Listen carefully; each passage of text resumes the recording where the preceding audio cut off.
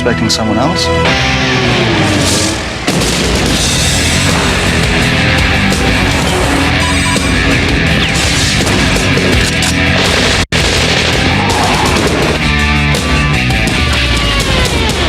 No more foreplay.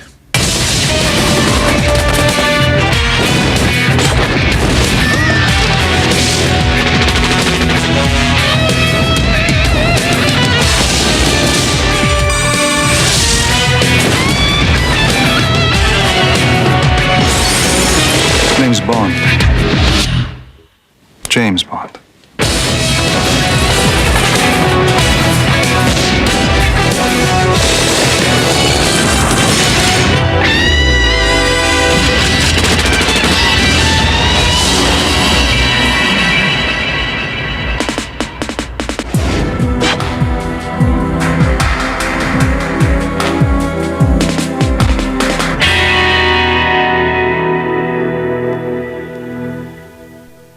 Name's Bond. James Bond.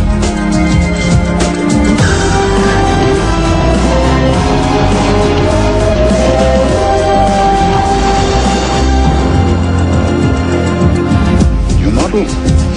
Still press here, do I?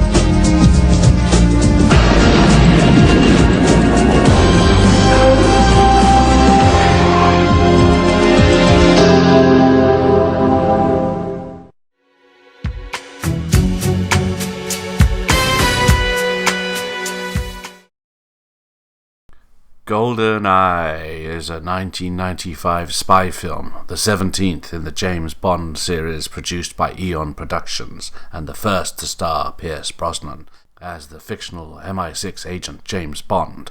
Directed by Martin Campbell, it was the first in the series not to use any story elements from the works of novelist Ian Fleming. Goldeneye was also the first James Bond film not produced by Albert R. Broccoli, following his stepping down from Eon Productions and replacement by his daughter, Barbara Broccoli, along with Michael G. Wilson, although Broccoli was still involved as consultant producer. It was his final film project before his death in 1996.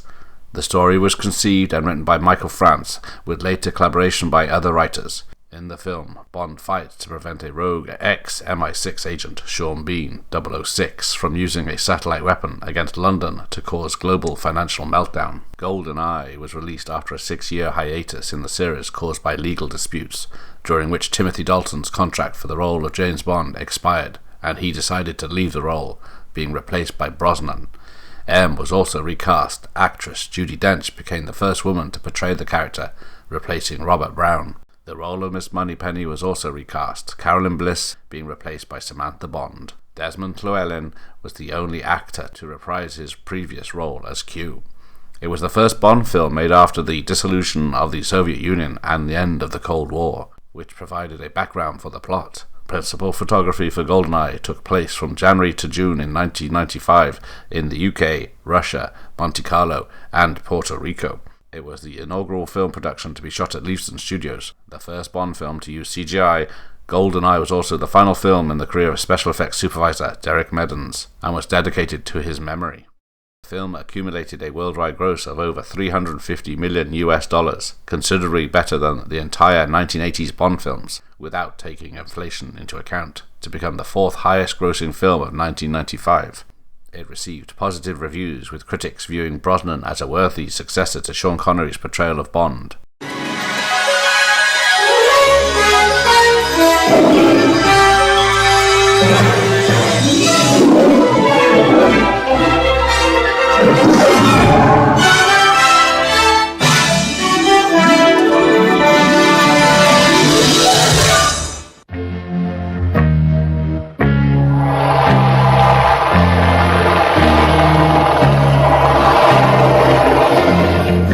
Okay, stand by, here we go, and action!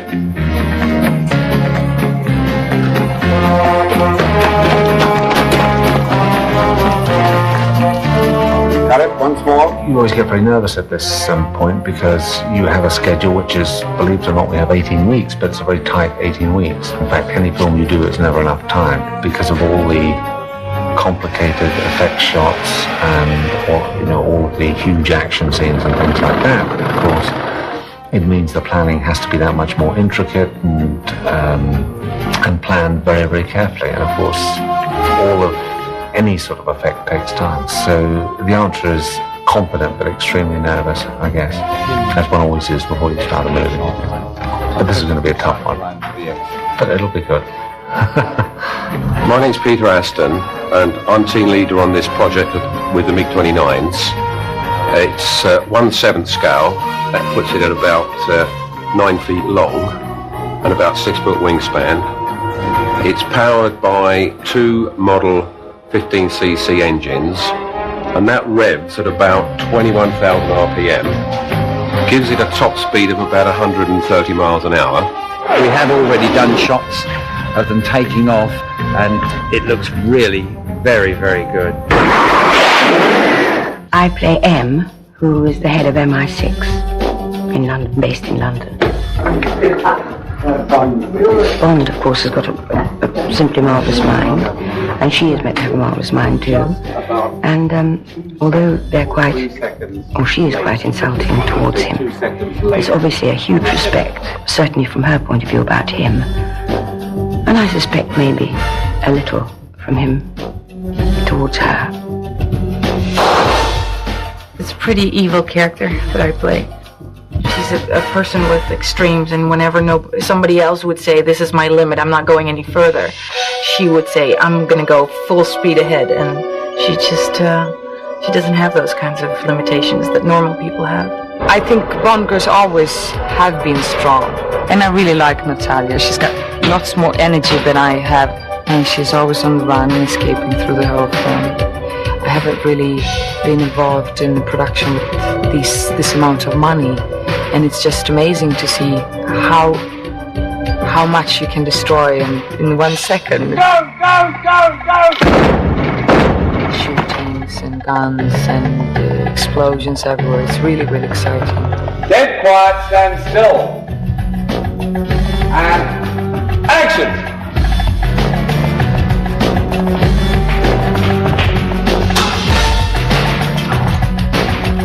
I think with this particular film, Goldeneye, and my introduction to the world, I think it's pretty streamlined. It's almost like to say a classic Bond. I think we've adhered to all the points and issues that make this character work.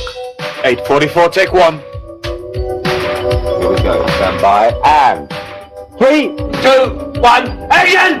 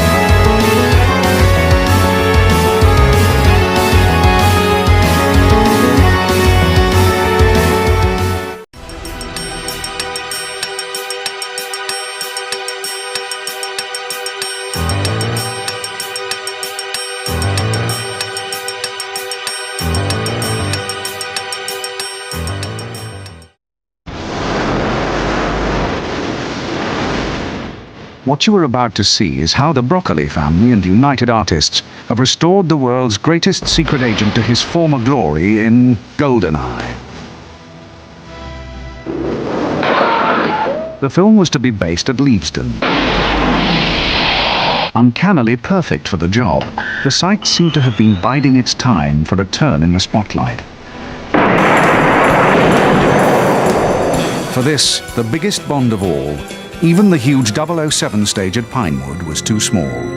Presumably we can use some of these buildings as locations in themselves. Oh, definitely. Production designer Peter Lamont found himself with an unusual problem. How to turn 1.25 million square feet of interior space into one of Europe's newest film facilities. Usually, studios offer limited room, and sets must be constructed within tight parameters. Here, space was only limited by imagination. With the signing of the deal came fleets of contractors. The brief: to turn the factory into a British studio, nicknamed Cubbywood, after Cubby Broccoli. Producers Barbara Broccoli and Michael Wilson assembled the Bond regulars, but also sought out new blood, starting with Bond himself. Months of speculation ended when 007's new identity was revealed. The mantle was finally passed to Pierce Brosnan. I stood there and I could hear the clamour outside of the press. And everything just went into slow motion. And then they put the music on, the Bond music. And suddenly you just go, chick, chick, chick, chick, chick. And I thought, I'm doing this. I'm doing it. I'm about to stand in front of all these people and announce to the world, that I'm going to do this role. And also, hopefully, have colossal fun. There's no ghosts here. There's no ghosts of Sean. There's no ghosts of the 60s. There's no ghosts of Roger.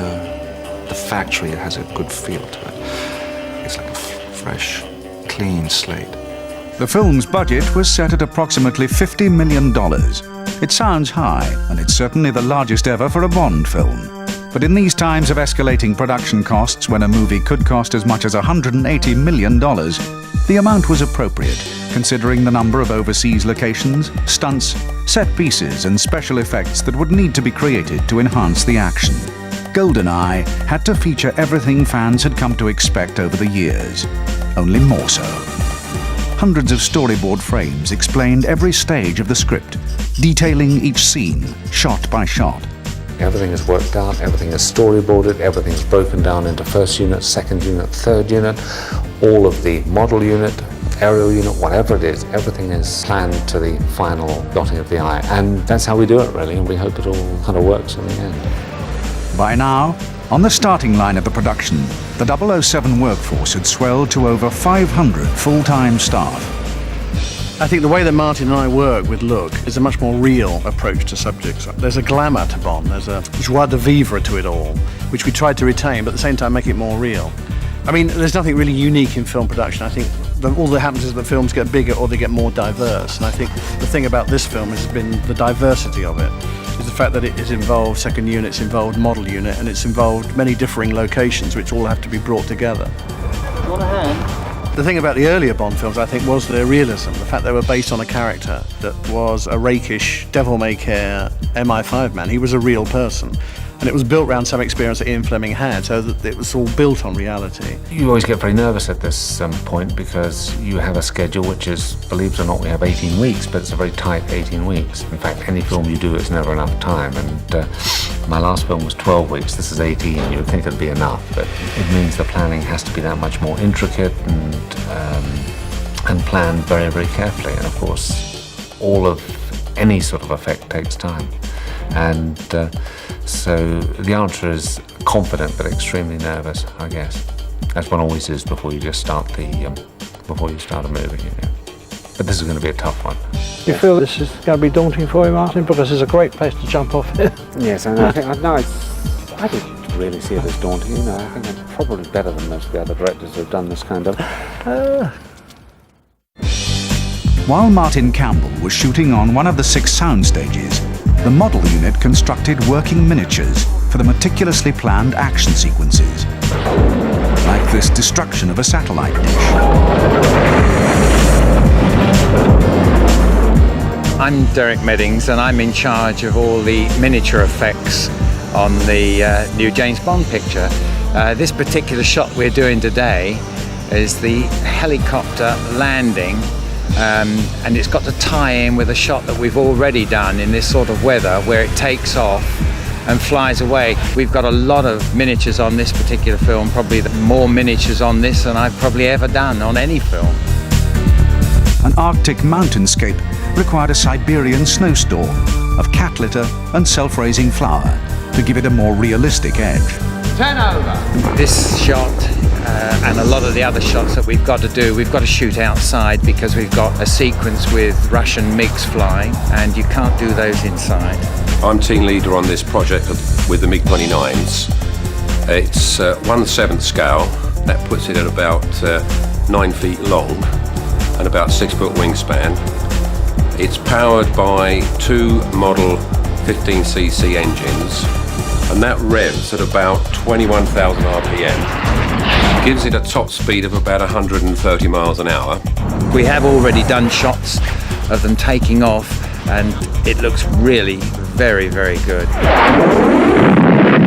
Not all of the hardware was on such a miniature scale. Large vehicles must undergo intensive testing. This is a T-54 tank, which we are working to do stunts and special effects in St. Petersburg in Russia. There are many modifications that we've made to this to enable us to do the stunts and the special effects and to allow us to run over cars, go through walls and all the other spectacular things. And basically, this tank does whatever it wants to. An ordinary British Rail commuter train received the 007 makeover, transforming it into a Russian military transporter. For this, the engine and its carriages were moved by road right across England from Crewe to the studio. All the designs were done, models have been made and approved by Martin. The whole train was then put together, painted, all the decoration was put on, and then we transported it up to the main valley.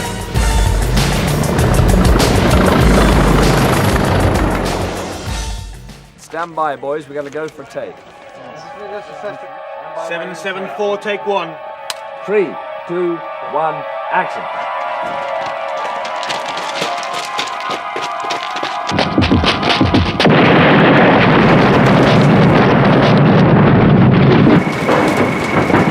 Actors up and out, please. Actors up and out, please. Do you destroy every vehicle you get into? Standard operating procedure. Okay, this is a piton gun, very specialised gun given to Bond for a certain mission. That's the piton that goes into it. This piton fires into a rock from the gun and has a reel mechanism which sends a line out attached to the piton, and the reel winds him into the rock. Also has a laser attachment on the top which, upon being activated, will burn a hole through a steel grill so he can actually get into the nerve gas plant where he has to get to.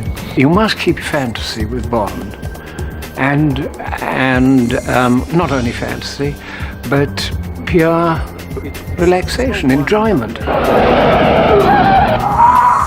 I mean, what you see on the screen is something that you don't have in this world today. You can just sit back and enjoy it. People always think of the gadgets. I mean, what is your new gadget? I mean, I know absolutely nothing about technology. I can't work a gadget. I mean, any gadget that I work goes wrong. The next challenge was turning the studio's vast back lot into a frozen wasteland. One here, what happens is boom, boom, boom, boom. He hits that position there. Right? Now as the plane comes into shot. Now the question is, which side of the line for the exit in that case? Where is he going to go now? Well, he's heading for the plane.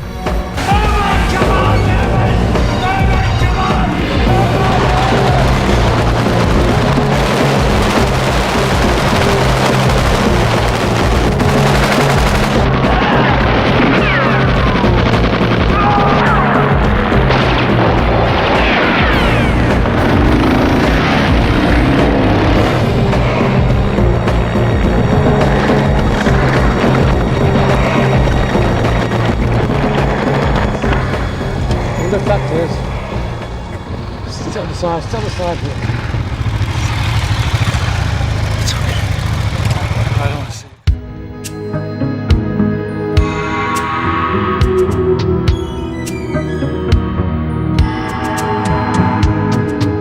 On the French Riviera, the first unit assembled at Monte Carlo to shoot on a spectacular prop, the futuristic stealth frigate. the pride of the French Navy. We're in Monaco. This is the beginning of the movie where Bond is at the casino. Vodka martini. Shaken, not stirred. I'm called executive producer. I'm the nuts and bolts man. Make sure that everything is put together. This is a stealth ship. She has a very low radar profile because she's mostly made of artificial materials. This is in fact her first overseas visit.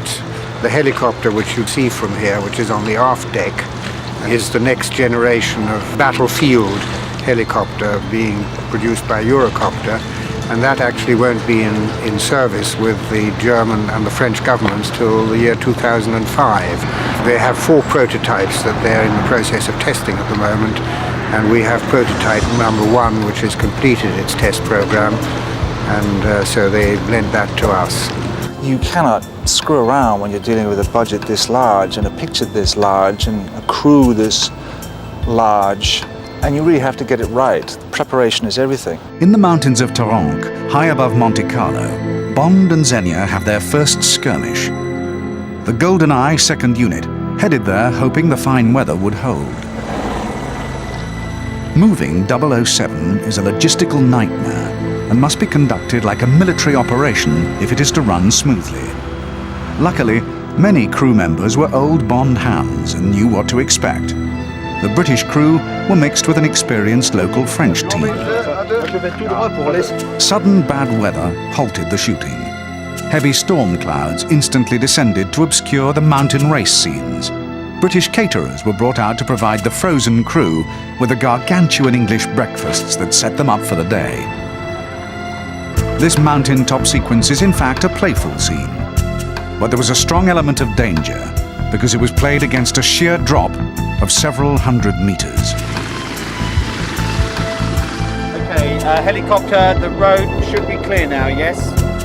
Okay, helicopter, we are ready. Cameras covered the action from the air, from the ground, and from a third camera car following behind.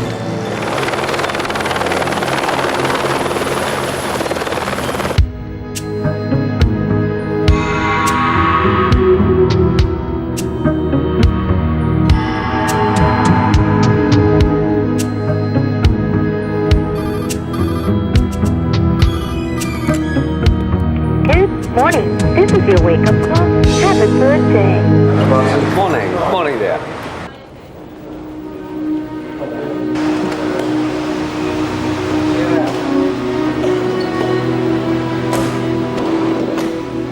On the Caribbean island of Puerto Rico, Bond was busy raising the temperature in a romantic scene with the other new woman in his life. All the heroes I know are dead. Talia, listen to me. How can you act like this? How can you be so cold? It's what keeps me alive. It's what keeps you alone.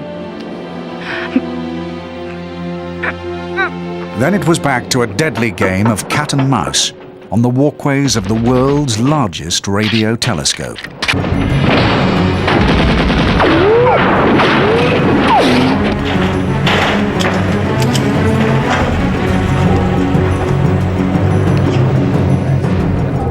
In the 6 years that have passed since the last Bond film, computer technology has arrived to revolutionize action sequences.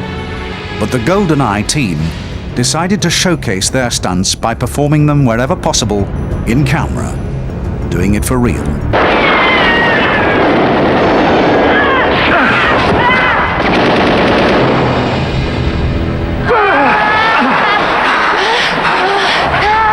Print that, please, darling. That's good. Bond was also required to outmaneuver a light aircraft, which would skim inches over the top of his new company car. Today we're shooting the sequence where the plane flies over the car and lands directly in front of it. We've been rehearsing it for the last couple of days, and it's really a question of timing. It's really critical that the plane's got to land directly in front of the car for the shot to work. The pilot of the plane is Tom Danaher. He's 71 years old, but not a day over 18, really. Right, shall we go?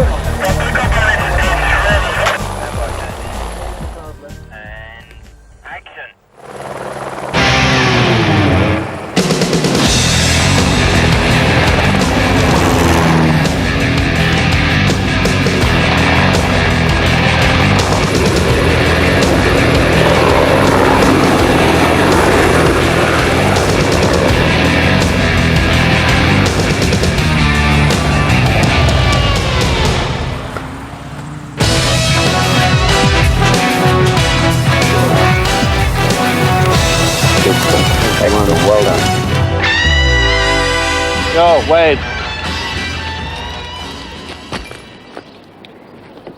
Just one thing. Yeah. Don't push any of the buttons on that car. We're just gonna go bombing around, ain't it? Exactly.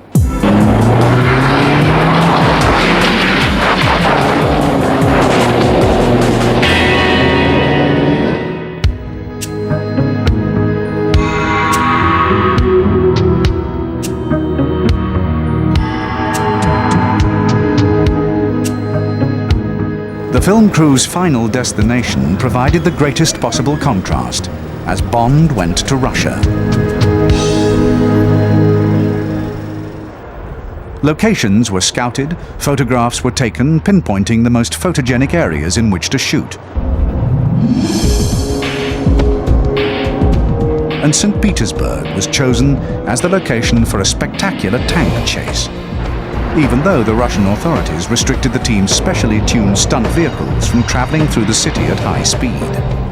The chase and its establishing shots were handled by the second unit, and a sequence in which the tank plows across a crowded bridge shocked Russian citizens, who were unaware that brickwork and iron railings could be replaced by polystyrene and wood.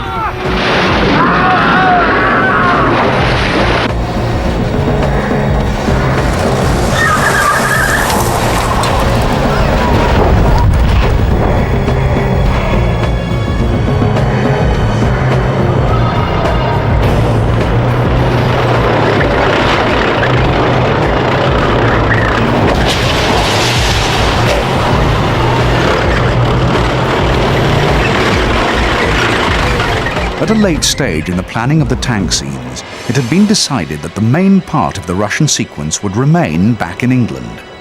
So a large section of St. Petersburg was designed and constructed from scratch in just over 6 weeks. The decision to build St. Petersburg Street here came about because we felt that the working in St. Petersburg on the streets with tanks and all the other effects and action that we were going to have to do there in order to make the sequence work, the tank chase through the streets, would be extremely difficult to obtain the proper permissions. And once we started shooting, the roads and sewer systems throughout St. Petersburg in such a state and condition that it may have meant that we would have stopped shooting. So we made the decision that we would build a large set here that we could do a lot of the footage of the tanks and the chases through the streets. And I think the sequence is going to be one of the most memorable ever for a Bond film.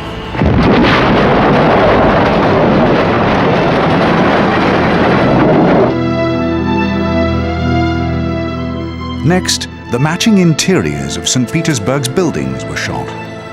The arrangement of each take is laborious, and with hundreds of bullet hits to be set up for detonation, there's a lot of waiting around. I'm waiting for a shot. Extras were mixed with real-life military personnel for the filming of action sequences involving attacking Russian guards.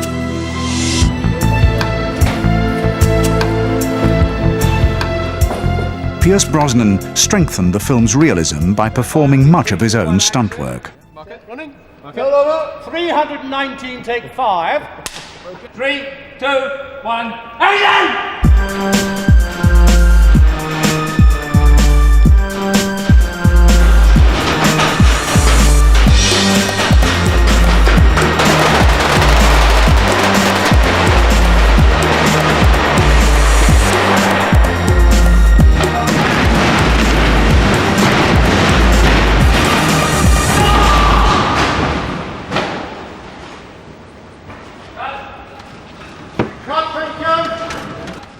Focus on Bond.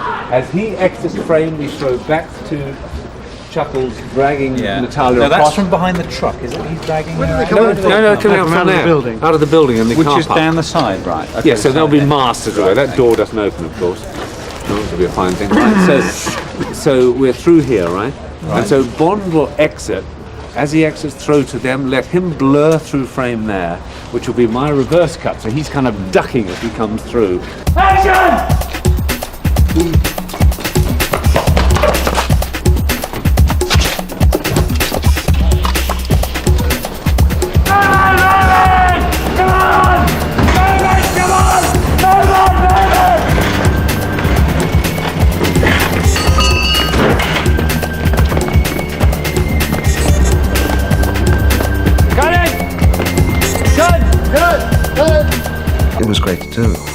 is. It's wonderful when you're tested like that.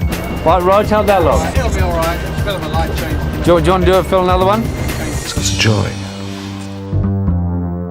Stunt sequences are carefully planned and designed to be original. That often means that each new stunt sets a precedent. Certainly, nobody had attempted something like this before. The whole scene is where Bond sees the heroine, his girlfriend, or the Bond girl, being carted away by one of the villains, and the only bit of transport available to him is a tank. So in this one, Bond steals a tank, comes smashing through a wall, and pursues the tank through the streets of St. Petersburg, observing the highway code, of course. And in the course of this, there are various things, obviously, that happen with the tank, such as smashing right down a brick alleyway, which is about 100 yards long.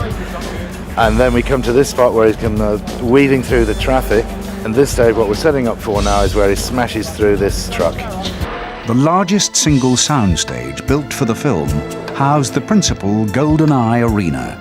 These secret underground headquarters represent the main intersection of the information superhighway. The plot of Goldeneye reflects technological developments in today's world, and the set was designed accordingly with help from leading computer specialists.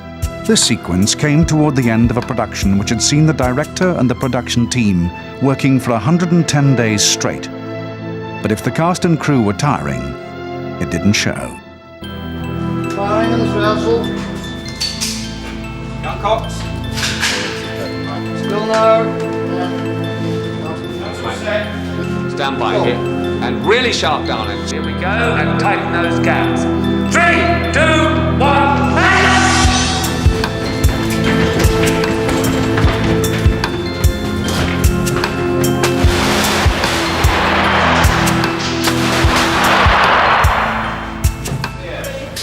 Earplugs. Earplugs. That's what this performance is about, earplugs.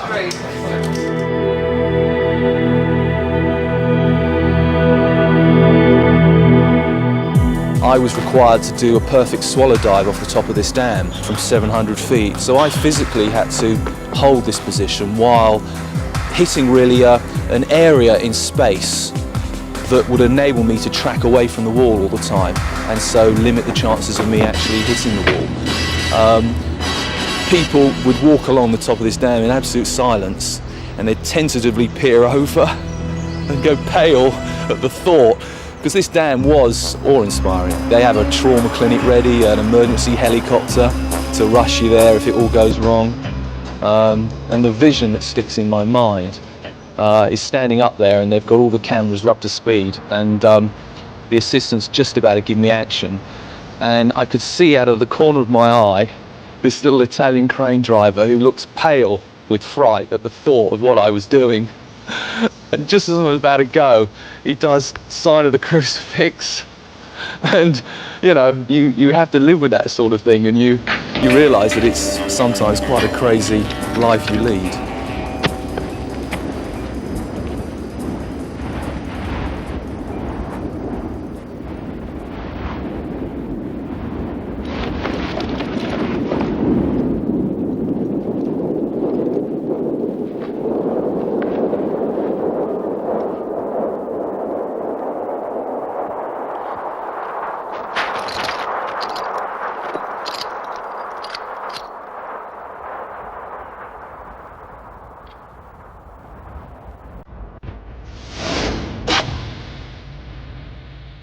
I think the important thing about Bond was that he was a great lover of the high life, but he could also murder without any remorse.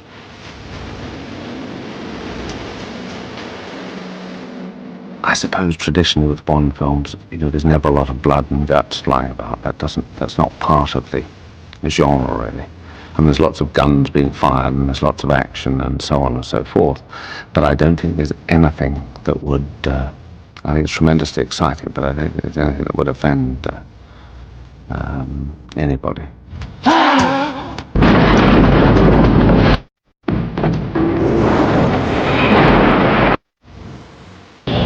With this particular film, Goldeneye, and my introduction to the world, I think it's pretty streamlined. It's almost, I'd like to say, a classic Bond. I think we've adhered to all the points and issues that make this character work.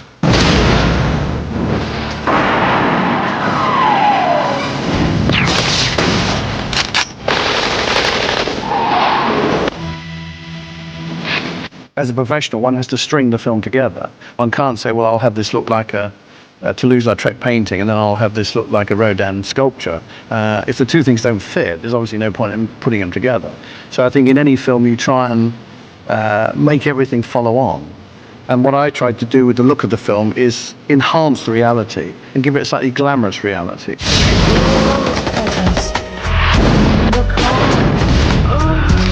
Other girl. We got one shot at this to get this right, so you better not screw it up.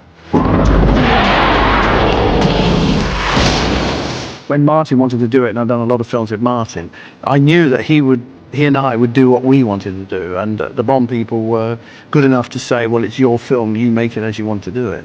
And therefore that was terrific, because it meant we could bring all the best things that we had to all the best things that they had and bring them together in one play.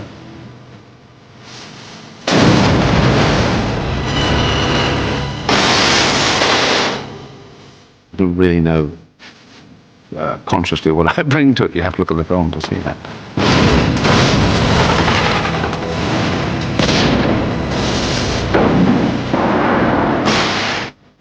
Those incredible things can fly through the air.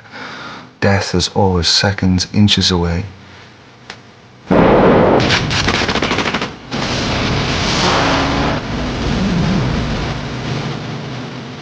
It's a winner. It's really a great time in the cinema.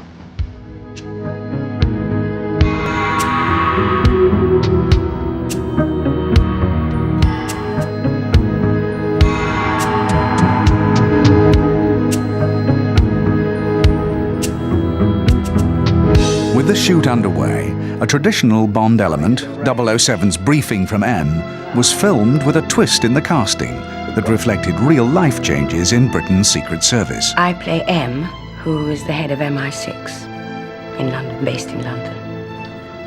Action. That would account for the MiGs and the satellites. And the blackout. Electromagnetic pulse, a first-strike satellite weapon developed by the Americans and Soviets during the Cold War. I read the brief. Discovered after Hiroshima. Set off a nuclear device in the upper atmosphere. The idea being to knock out the enemy's communications before he, she, or they could retaliate. And out there. Go again. Bond, of course, has got a marvellous mind, and she is meant to have a marvellous mind too. There's obviously a huge respect from her point of view about him. And I suspect maybe a little from him towards her. You don't like me, Bond. You think I'm an accountant. A bean counter more interested in my numbers than your instincts. The thought had occurred to me. Good. Because I think you're a sexist, misogynist dinosaur. Point taken. Yesterday, which was my first day, was very, very nerve-wracking for me. I've calmed down a bit today, actually. It's better today. And better still, I hope, tomorrow. But as I say, I shall never get over the excitement of being asked to do it. So, Goldeneye exists. Yes.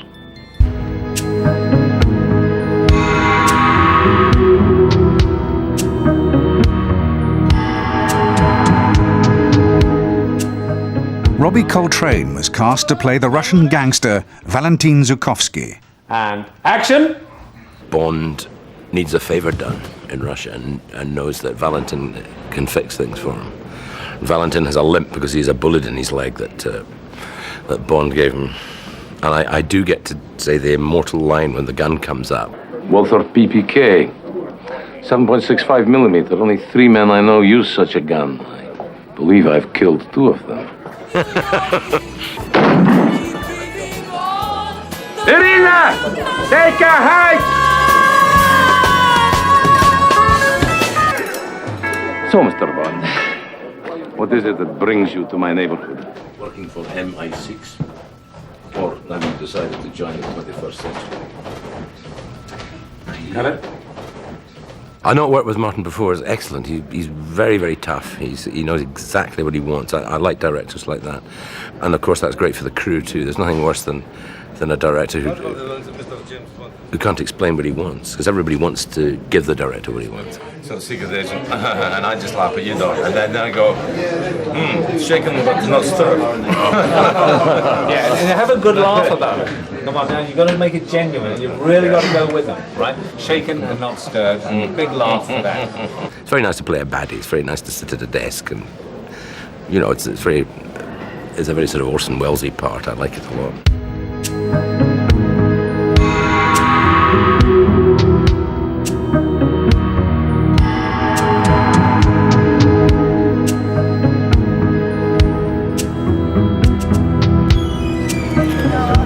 It's at a reception on board this ship that the villainess, Xenia, steals the Tiger helicopter which loops the loop above the harbor at Monaco.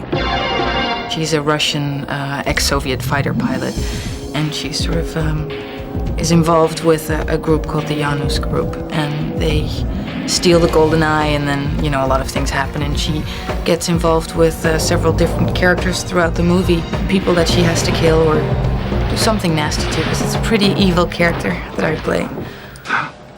Very still, please. And action! I have a small surprise from your friends back at the barracks. It's a very bizarre character, and she's a person with extremes, and whenever somebody else would say, this is my limit, I'm not going any further, she would say, I'm gonna go full speed ahead, and she just, she doesn't have those kinds of limitations that normal people have.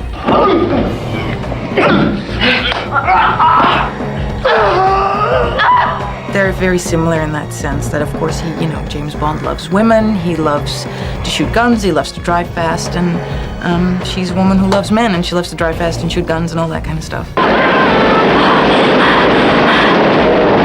The first time, actually, you see my character in the movie is the first time Bond sees her as well. She drives a red Ferrari in the mountains. I enjoy a spirited ride as much as the next girl, maybe. Who's that? The next girl. And then he has his second encounter with her in a casino scene. And then she tries at some point, she tries to kill him as well. Of course, it doesn't work.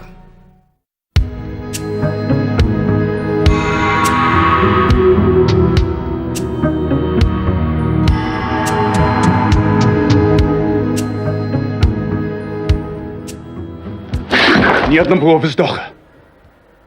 Где ваши? I'm alone. Aren't we all? You're late, 007. I had to stop in the bathroom. Ready to save the world again? After you, 006. James? For England. For England, Alec. My character's 006, and I play a sort of secret agent that accompanies Bond on certain missions. They've got a good relationship, good teamwork, both highly trained, very professional. I'll have him run out of here and drop, so as he's dropping, he's firing. Do you see what I mean? I think Martin wanted us to, especially me and Pierce, to be doing his own stunts and the fights. It's good for us in a way. I mean, I always like doing my own stunts, and I enjoy it, all that business. And I know Pierce does, and I think it looks good when you can actually see, you don't have to cut when, you turn your head and you see it's somebody else, It's good just to be able to carry the fight on, no matter which way you're looking. The audience know that it's me actually playing the part. It's too easy. Half of everything is luck, James. And the other half? Fate. You're firing low. The danger is particles in the face and the eyes. So as long as you're firing low, everything is being directed. So you're aiming at their stomachs. And 3, 2, 1, action! Burn!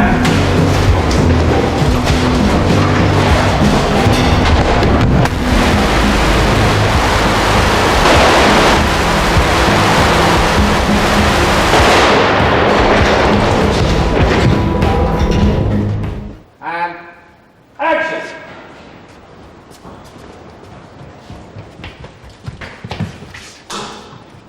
Original.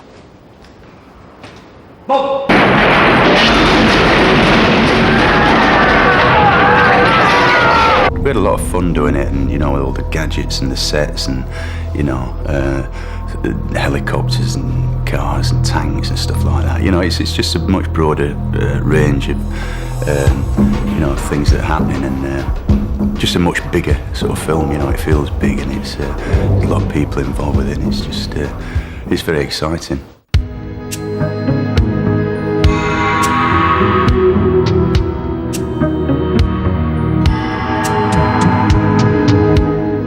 Polish-born actress Izabela Skorupko plays Natalia, a computer programmer who becomes accidentally embroiled in the world of espionage. Trust me. Trust you. I don't even know your name. I think Bond girls always have been strong. It's just, I don't know, it's a trend, kind of.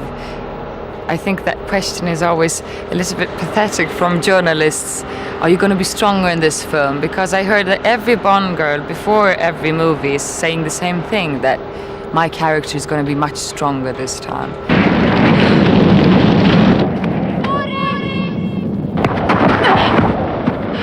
Of course we're strong.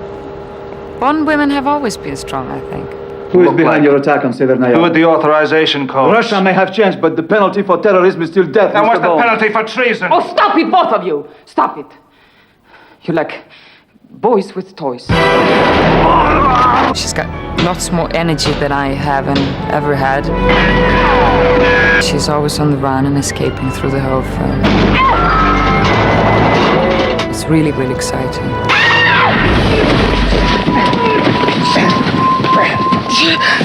It's just amazing to see how much you can destroy in 1 second.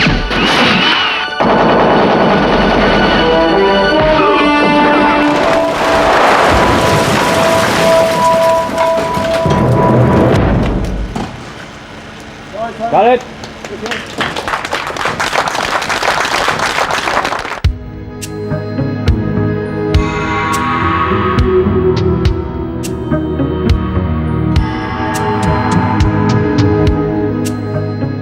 I play Boris Ivanovich Grishenko, who is a very difficult person to pronounce, and is a Russian computer genius who is the brains behind this evil plot to do dastardly things to the world. And this is Arecibo, this whole bit, which is where the last bit of the film takes place when the evil plan goes into action. And I'd like to also tell you about the fact that my costume is, you see, my legs are quite to the forefront of my costume. And this is because it's the 90s now, and James Bond films, they don't exploit women's bodies, they exploit men's bodies. So I'm a Bond boy, really, and I'm happy with that.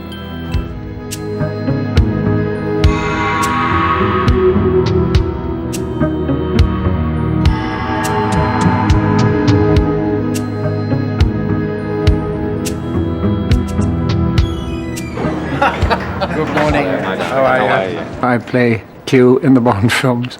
Major Geoffrey Boothroyd of the Guards. He was actually in the Guards Armour Division. You have a license to kill, and not break the speed limit. Yes. And 3, 2, 1, parachute! Right, now pay attention, 007.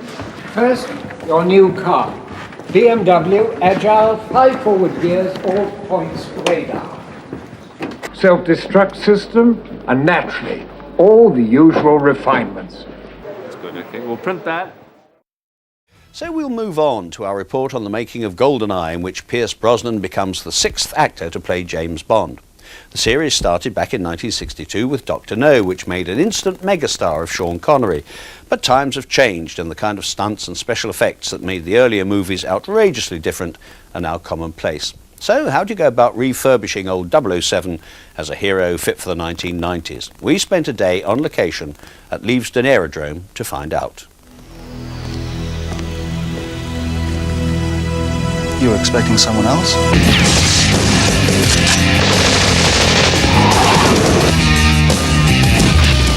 My name's Bond. James Bond. It's like no other job for an actor, really. Suddenly, this comes into your life and you become famous for doing a role that you haven't even shot yet. When I announced to the world and I stood there in that hotel there last summer, it was unbelievable to walk out on a stage with the world press there. God, there's a lot of you out here this morning. Whew. The main task at hand is really getting this film and telling the story. And we are doing that. We have a wonderful director in Martin Campbell, who's very hungry for this, and likewise myself, in wanting to get it right. The 17th Bond movie had an 18-week shooting schedule spread over 2 continents, with 4 units filming simultaneously. Key scenes were shot at the former Rolls-Royce aerodrome at Leavesden, which boasts one of the biggest backlots in the world. The enormous logistical task of direction went to Martin Campbell, of Edge of Darkness fame. Of an 18-week shoot, I've got 4 units at any one time, and I don't know what the hell I'm doing, so between all of that... No, actually it is daunting, yes, very daunting. And action! What we filmed today is the streets of St. Petersburg. We built the set here at Leavesden, as you can see. Right, you can hear them all yelling and screaming around the corner. Probably want me to get round there, but it's a street in St. Petersburg that we built here. The second unit filmed the establishing shots in Russia, and the more complicated scenes were shot on the backlot at Leavesden. Because it was found logistically difficult to shoot in Russia for real. In order to have more control over everything, more control over traffic, pedestrian movement, and also we were doing things with collisions with tanks and all sorts of things like that. It was important to have our own controlled piece of street. So what we decided to do was build a little section of street. The job of devising and constructing this mammoth set was undertaken by the veteran Bond designer Peter Lamont. From flat aerodrome to complete set, it took 6 weeks and 4 days. If you're interested, there's something like 63 miles of tubular scaffolding. It's rather expensive, but we felt, you know, with possible restrictions we might get in Russia, running a 36-ton tank around the place, you know, they might get slightly annoyed.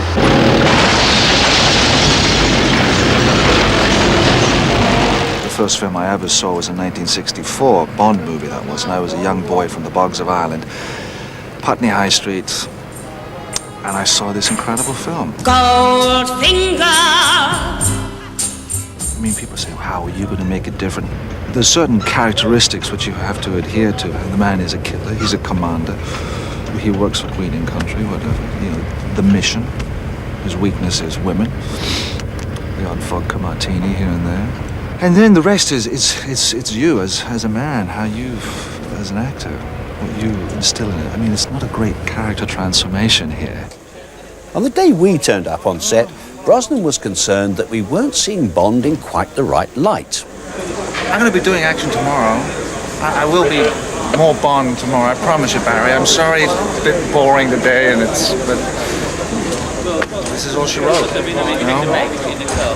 Tomorrow I have the gun, and I have the goal. So, have the politically correct 90s impinged on the Bond style when it comes to women? Certainly the part of Natalia, which is played by Isabella Scorupco, she takes the reins at one point, only for a while, only for a little while. And Bond does listen to what she has to say. All the heroes I know are dead. Natalia, listen to me. How can you act like this? How can you be so cold? It's what keeps me alive. No. It's what keeps you alone. But he's still the same guy, you know? He's still the same guy. You know, the women are there. He has a boss, a female boss, which kind of rankles him a little bit. It's tough for him to take orders from a woman. And this is the part of M, which is being played by Dame Judi Dench. You don't like me, Bond. You don't like my methods. You think I'm an accountant. A bean counter, more interested in my numbers than your instincts. The thought had occurred to me. Good. Because I think you're a sexist, misogynist dinosaur. You know, this is a man who lives in a man's world. He is a chauvinist in some parts. But he has a tender side to him. But if the woman gets in the way too much, then you know, she'll get a shot. I think, of course, all feminists want to get the role of Bond girls changed, but I think it's quite a sell. I'm very satisfied with myself. I'm very self-confident. I think it's, I mean, obviously everyone wants to have The girl is very different because it's 95. You don't need the gun. That depends on your definition of safe sex. The Bond girls always have actually been very strong in Bond films.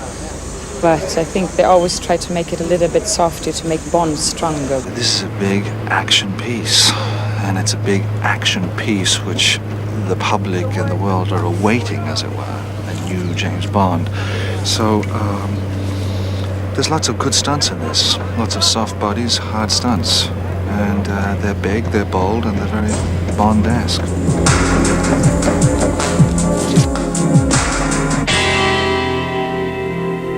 Fancy old M going off to have the operation after all those years without telling a soul. Goldeneye, which takes its title from the Caribbean home of Bond's creator Ian Fleming, opens on November the 24th. Interesting to see how Brosnan matches up against Connery and Moore and even David Niven. You know the man. You know who he is. I think you're a sexist, misogynist dinosaur. And you know his name. The name's Bond. James Bond. 007 is back. Pierce Brosnan is James Bond in the new film from United Artists and producers Michael G. Wilson and Barbara Broccoli, Goldeneye. Set in the New World Order, Goldeneye returns 007 to the forefront of international intrigue. I think what we have here is a film which people really want to see, and I think it addresses all of the symbols and all of the imagery that turned people on originally. 007's mission? To stop the world's most deadly weapon from falling into the wrong hands. We're going to test fire Goldeneye. Goldeneye exists. Yes. 3, 2, I want you to find Goldeneye. 1.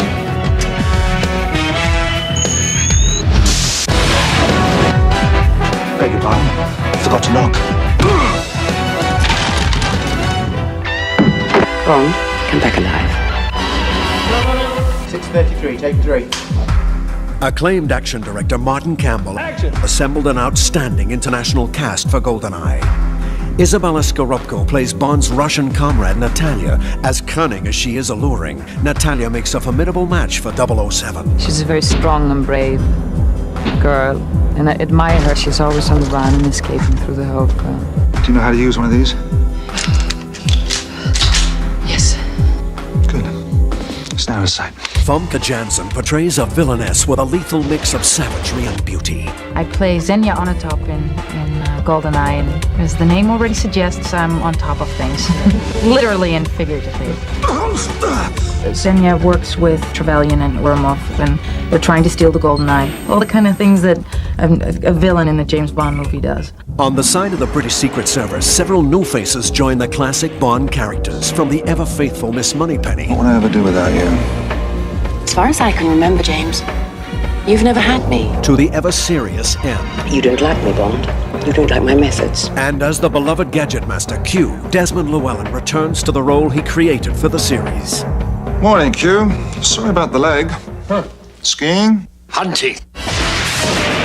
Here we go. Turn over and action. Goldeneye was filmed on locations around the world. England, Russia, Puerto Rico, and Monte Carlo. To create a motion picture of such immense scope and scale, Goldeneye combines the stunts, the villains, and the action that make this the ultimate Bond film. I think the film that we've got has got a grittiness to it. This was big. This was a full-out action movie. The shooting was intense. 3, 2, 1, action, go! It's classic Bond. He just does incredible things, can fly through the air. Death is always seconds, inches away. It was exciting.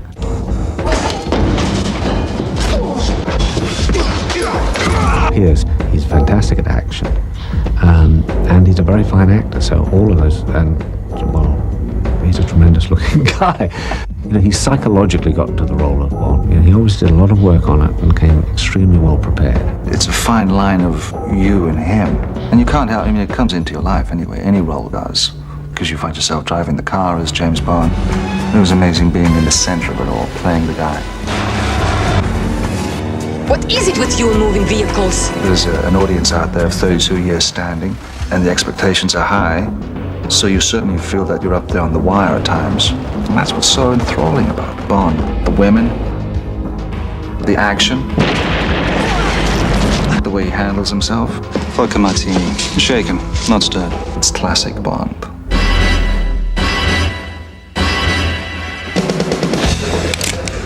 Enjoy it while it lasts. Very words I live by. Is the satellite in range? How do you stop it? He's getting ready to signal the satellite. Target is London.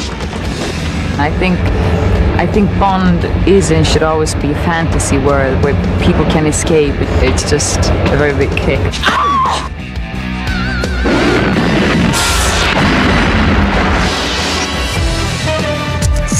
It's every man's dream to be James Bond for a day at least, if not for, the whole duration of a movie.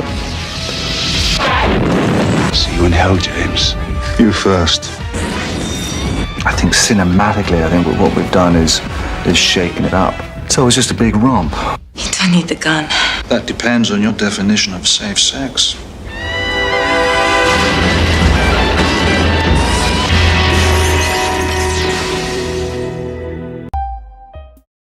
Well, good evening, viewers. I will be commentating on the rest of this making of video, as there is no audio. Oh, there's your young Bond himself, Pierce Brosnan, enjoying his day at the job at the Nen Valley Railway in Peterborough, where they are filming the Russian train sequence. Look how suave he is, and such a gentleman too, signing autographs for some of the locals that have shown up for the day. They all seem to be ladies, and no surprise there. Look at that lovely hair that Bond has, and that suit fits him like a glove. Not flared safari suits, but you can't have everything. Very happy. Oh, Pierce has turned up at the catering, waiting for his bacon sandwich to be ready. Oh dear, Pierce is kicking off. Yep, they've run out of bacon. Never mind, Pierce.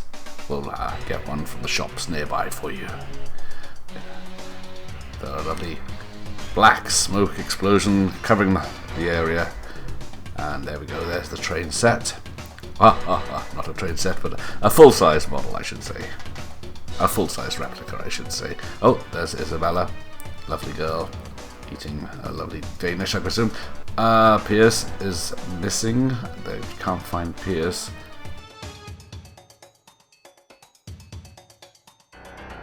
Skimping on the budget by not having a makeup tent, but never mind. Isabella's a trooper.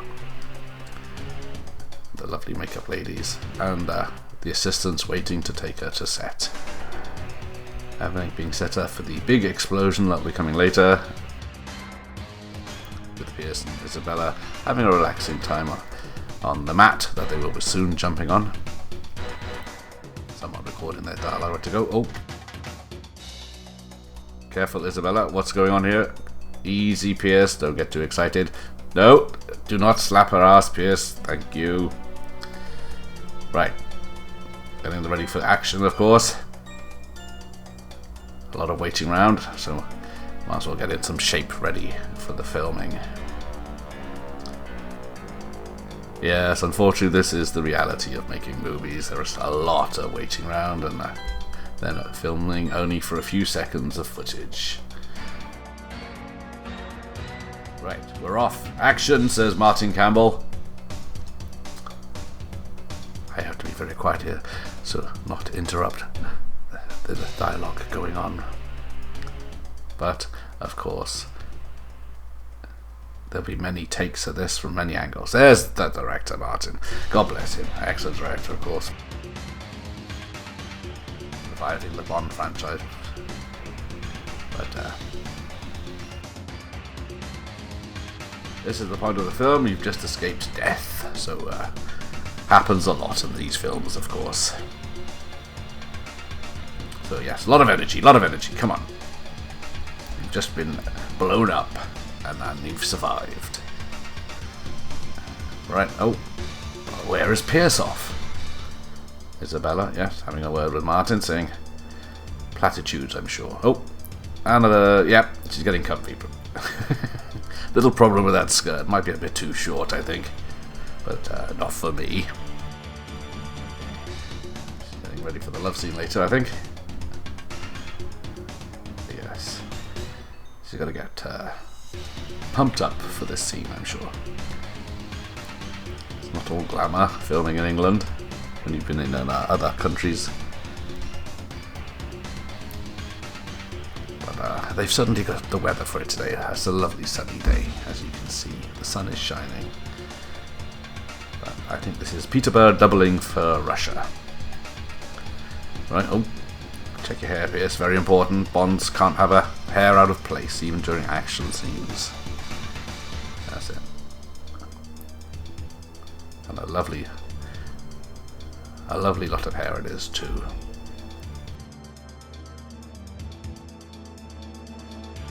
Alright, it looks like they're getting ready to film the scene. Last bit of touching up for Piers. But, and Isabella. Yeah.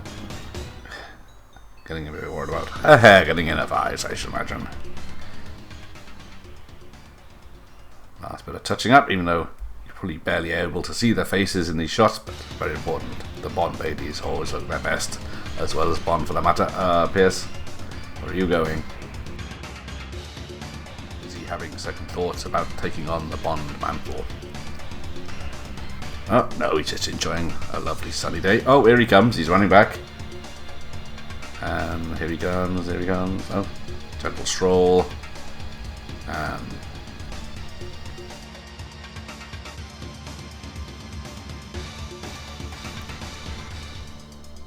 And getting on the top of things. Right, okay, here we go. Get ready, Martin Campbell. There we go. And yes. So not an action scene, the post-action scene exposition.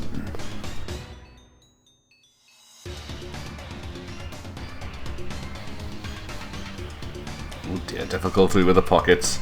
Never mind. I'm sure there'll be another take if necessary.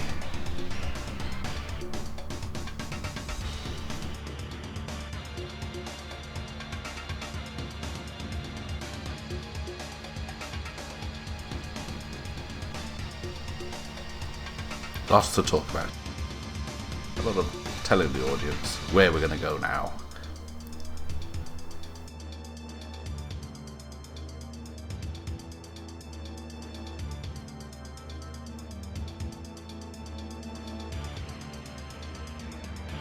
And a little romance blossoming amongst the characters here. Wouldn't be a Bond film without a bit of a snog. There we go. I'm sure many scenes were flubbed just for a bit of an extra time kissing. There we go. Oh, there's the lovely Isabella enjoying a nice cake.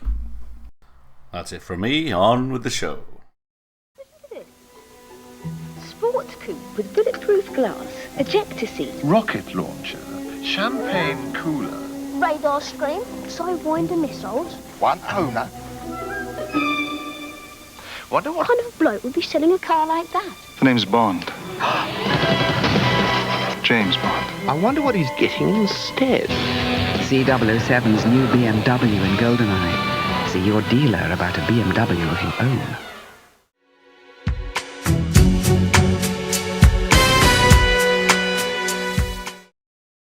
Goldeneye premiered on the 13th of November 1995 at the Radio City Music Hall and went on general release in the United States on the 17th of November 1995. The UK premiere followed on the 21st of November at the Odeon Leicester Square, with the general release 3 days later.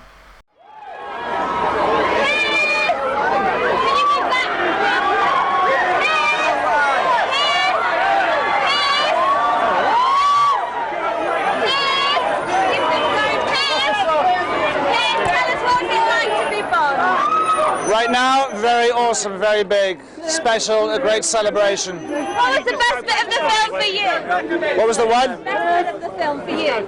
Dame Judi Dench. Come up to the line.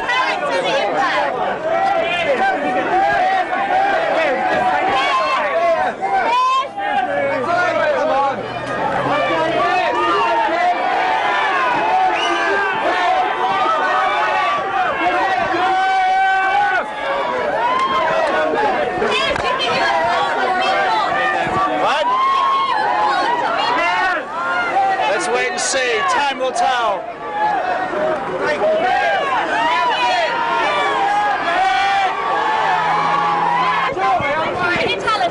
Bond films. Why do you think they're still successful now? Because they're great entertainment, and I really hope everybody loves Goldeneye. Did you make a special effort to make it a film from the 90s? We've tried. I hope the public will like it. Thanks. Thank you.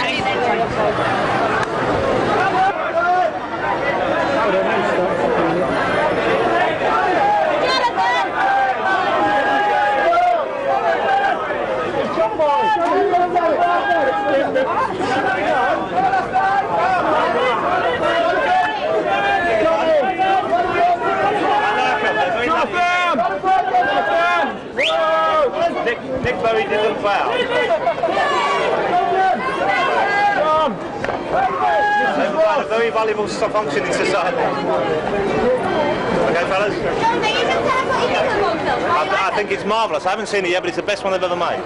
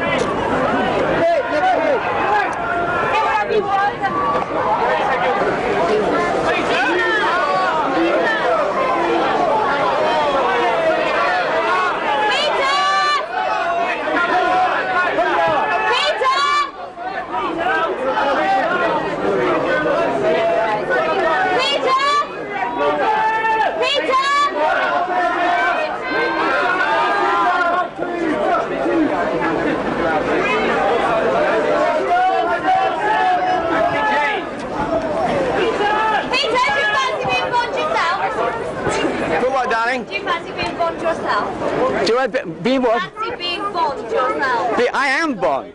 Check them out. There's only me and Pierce in it. Could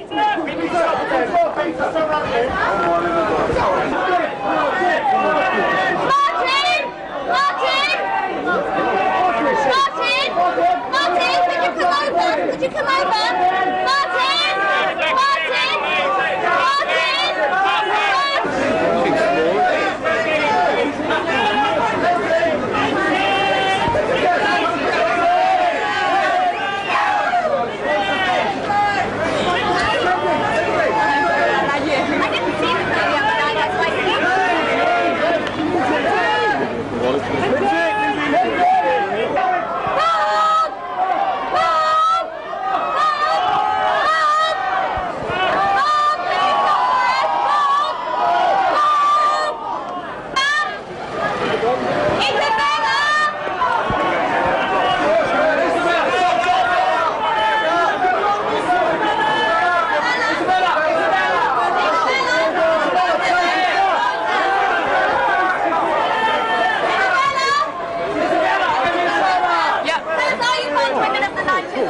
Definitely. We're strong, independent. There is no time to use us or abuse us. What's Brosnan like as Bond? It's the best. The best Bond ever, really. What was the best bit of the film for you? The best thing in the film for me? To be able to be a strong woman in a Bond movie. Definitely.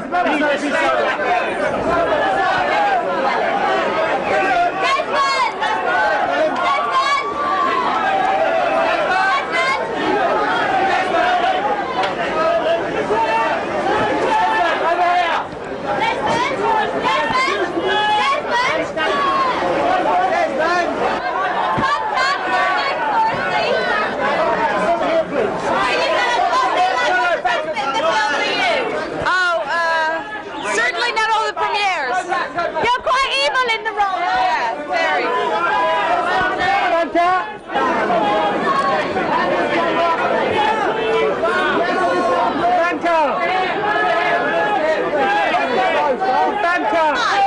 do you think?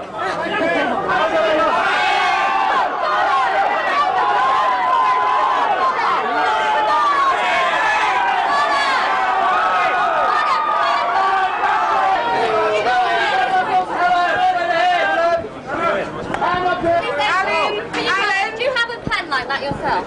No, just as well. I would have used it to get the traffic jams out of the way tonight. What did you think of being in the Bond film? I loved it. It was fantastic. It's the best thing. Hi, my name's Pierce Brosnan. In 1964, I left Ireland. It was August 12th, 1964. And I just found out recently, somebody sent me this copy of The Making of Goldfinger. And I found out that on August 12th, 1964, Ian Fleming passed away. It's just a coincidence, a small coincidence, but one nevertheless. Well, in 1964, I went to live in London, Putney. And the first film I ever saw there was Goldfinger. I had been brought up at that time in life on a diet of old Mother Riley films and Norman Wisdom films. I'm sure you've all seen them. But to see this spectacular film, Goldfinger, was incredible, amazing. I can't say it changed my life, but it was an event. So here we are now.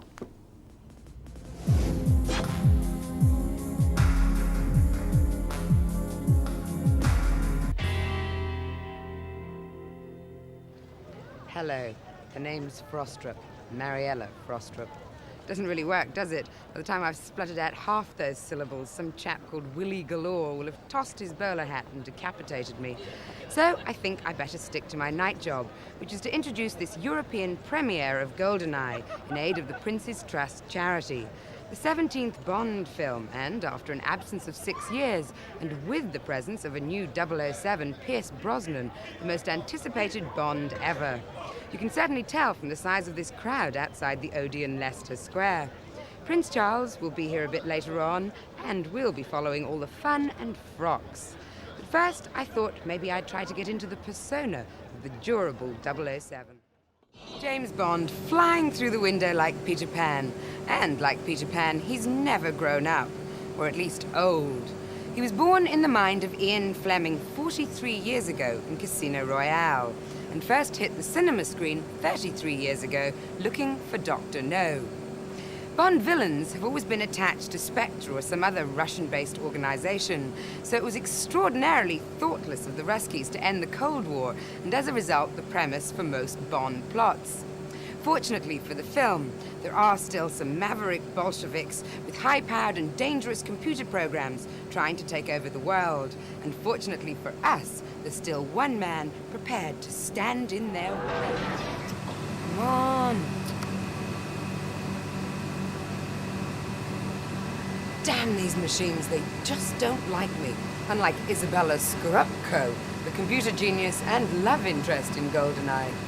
These confounded machines, barely thought of when Fleming first thought of Bond, are entirely central to the high-tech, state-of-the-art plot in which Goldeneye is a smart card which controls 2 rogue space vehicles, deliberately left out of bilateral disarmament agreements which... oh, it's just too complicated. With this processing power at my fingertips, I ought to be able to get Martin Campbell to explain. I directed it, but I have no idea what the plot. Yes, I did really. No, the plot is, well, it's not quite world domination, but actually what it's about is the theft of a nuclear weapon.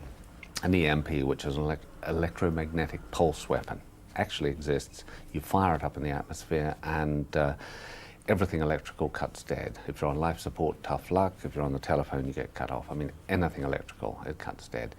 And the story revolves around the theft of one of these weapons in Russia, and Bond is sent out by M to investigate what on earth's going on, and it leads him across to the Caribbean and finally into Cuba, where the climax of the whole thing takes place.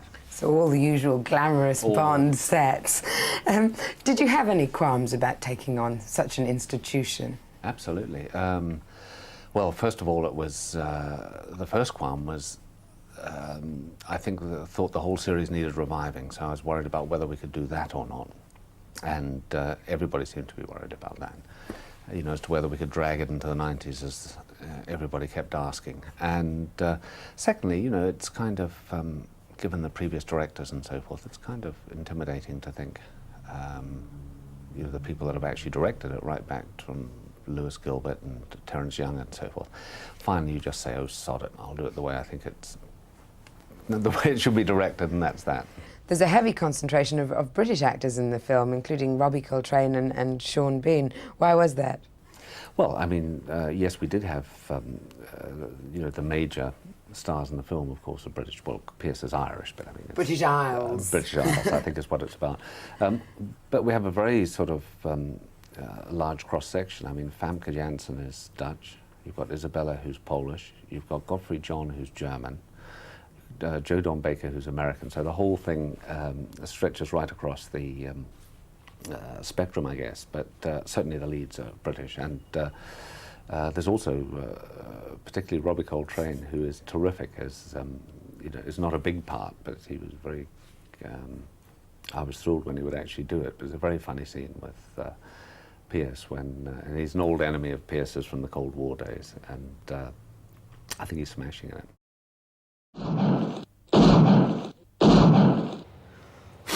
Blast!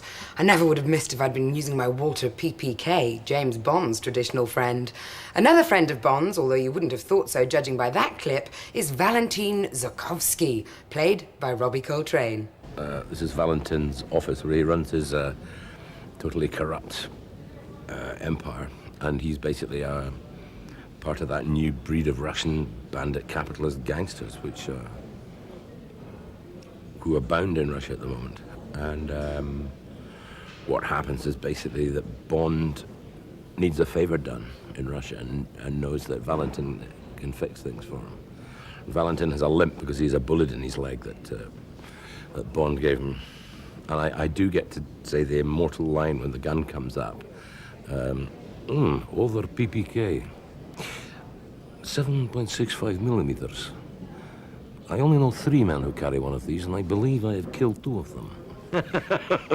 You know, I mean, I would pay to say a line like that. In fact, I think I did. Okay, but what was his first memory of the Bond phenomena? Ready? When the first Bond picture came out, I was like 12, 13. It was like the same year as the first Beatles album. So on a personal level, it's because I was just becoming a man, you know. I was just at that stage where you're growing up.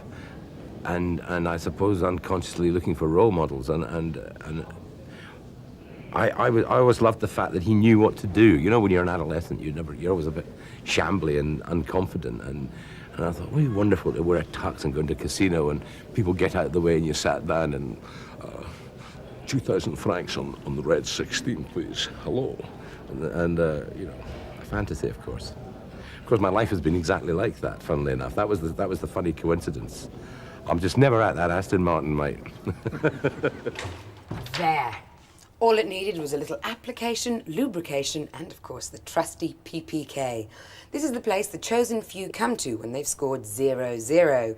It's not the IQ required to take on 300 Russian soldiers single-handedly, or indeed the mark in the civil service exam that gets you posted to MI5.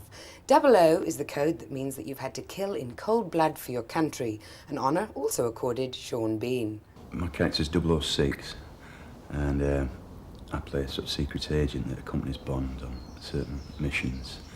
And they've got a good relationship, good teamwork, and both highly trained, very professional about the job they do.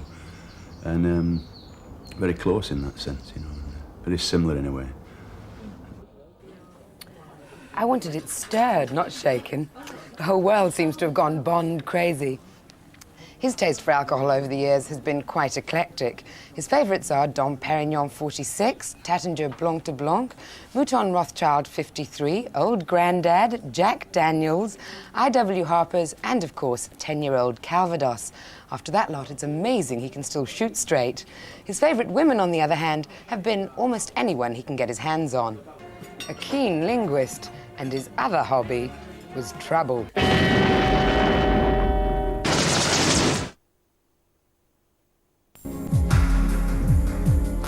Place your bets, please. 33 black. Welcome back. Bond wouldn't be Bond if he didn't enjoy the occasional flutter. Not for him, a trip to the corner store and a Saturday night watching Anthea. He likes the real thing, preferably chemin de fer, the sort of game that wins you intriguing adversaries. In this movie, the femme fatale, Famke Janssen. His whole life consists of calculating the odds. And up until 1988, we, the public, could calculate that there'd be a Bond movie released once every 2 years. And then the supply stopped. Perhaps the producers, Barbara Broccoli and Michael Wilson, can provide the answer. And perhaps, ooh, 33 black. Well, I don't think any of us wanted to stop making Bond films on the 2-year cycle, but unfortunately, MGM-UA was taken over by Peretti, and it led to its eventual bankruptcy. And we were just stuck in court for 3 or 4 years. Nasty. Absolutely. It was a horrible experience. Anyway, the bank took over eventually and put in new management, and we could make a new film. But do you think that that gap did make it easier to introduce some changes? I think it's probably worked to an advantage in a way. It gave us a sort of opportunity to reintroduce a new Bond and to sort of take stock of the world. After all, the things that had happened in those 6 years were enormous. The Berlin Wall had come down. The USSR had broken up into its constituent parts, so the world had changed a great deal. So it gave us a sort of a new world for Bond to start in. Barbara, there's a much more 21st century feel, and Bond's also undergone a bit of a makeover, which hopefully will please the PC lobby. Did you feel that those ingredients were essential for the success of the film? I think so. I mean, I think people have traditionally liked certain elements of Bond. But, you know, a lot has changed, as Michael said, in the last decade. And it's important that Bond remains contemporary. He seems to have been given a bit more of a PC edge, or at least there are women around him reminding him. Well, women are giving him a tough time, which I think at times he deserves, and he handles it very well. Michael, was Pierce your first choice, and what new dimension do you think he's brought to Bond? You know, we considered Pierce back in 1986, but he couldn't get out of his commitment to Remington Steele.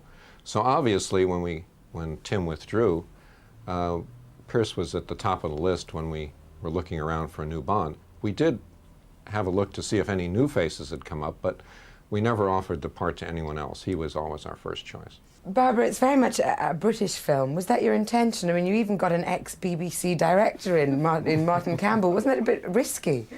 No, I mean, Bond is British, and I think it was very important to us that we make the film in the UK.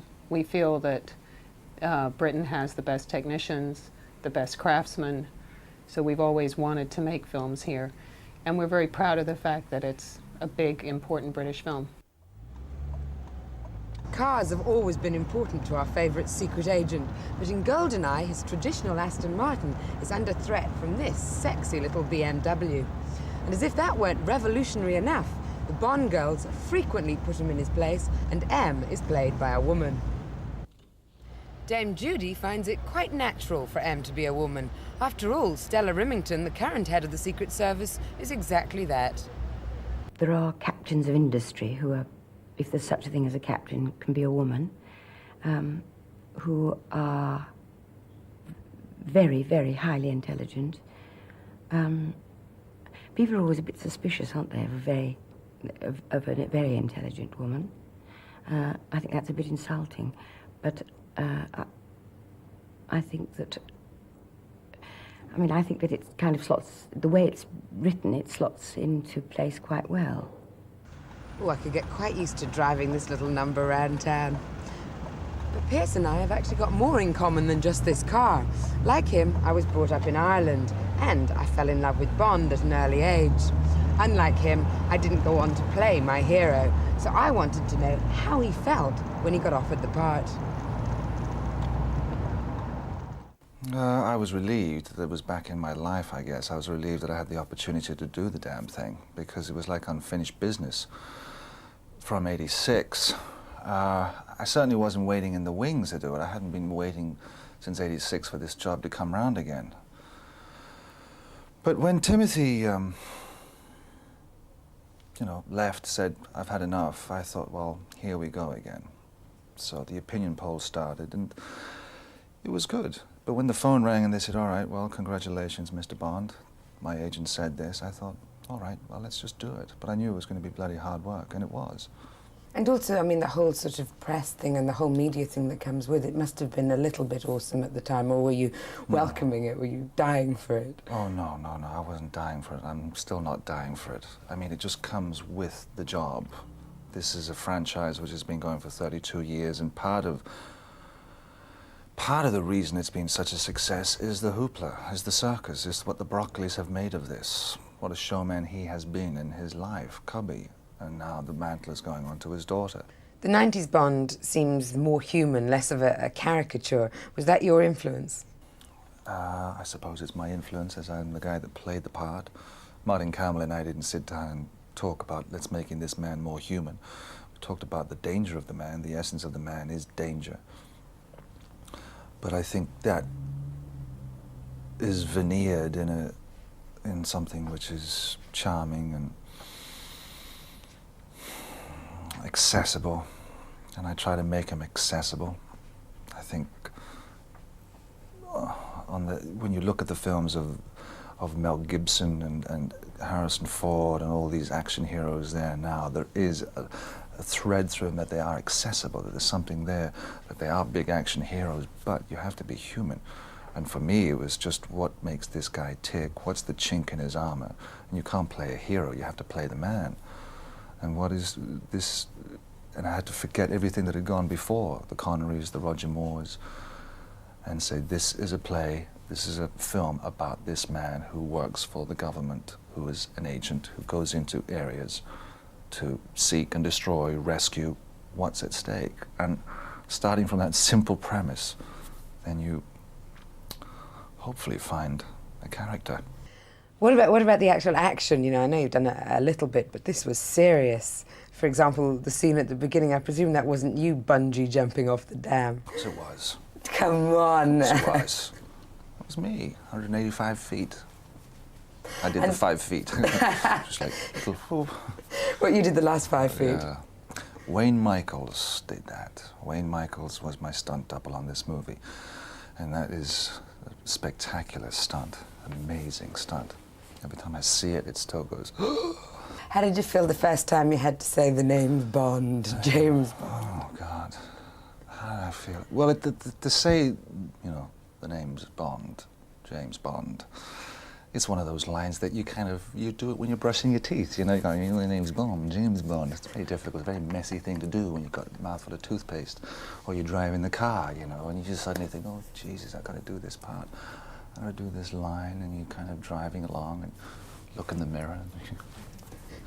So it gets to be silly like that, and you try not to think about it, really. And you have to, from an acting point of view, you have to put it in the context of the scene. You have to do the scene. What is the scene about? What does this scene mean? What is this guy after? And then somebody says, what's your name? And you just say the guy's name.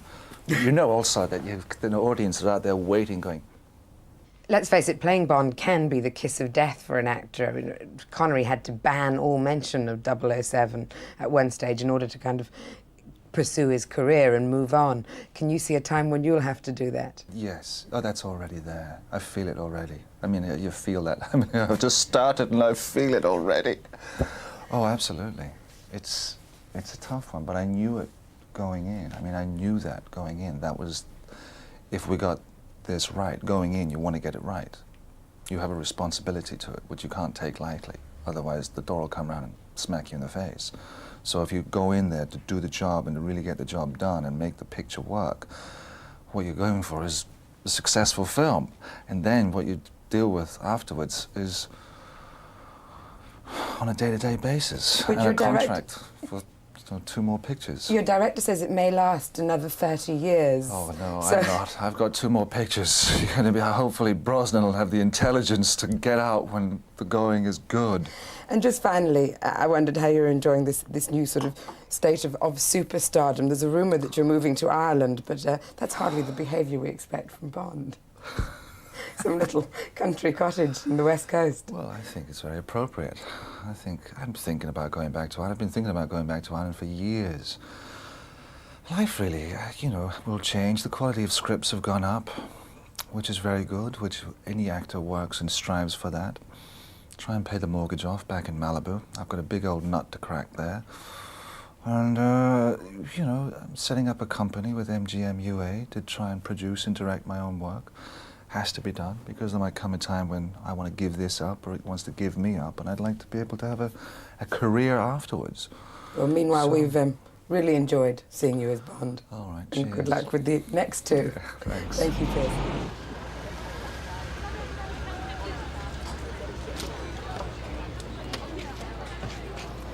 Guard it with your life. It's not even off the production line yet. And you stay right where you are, because after the break, we'll be talking to the stars. See you in a couple of minutes.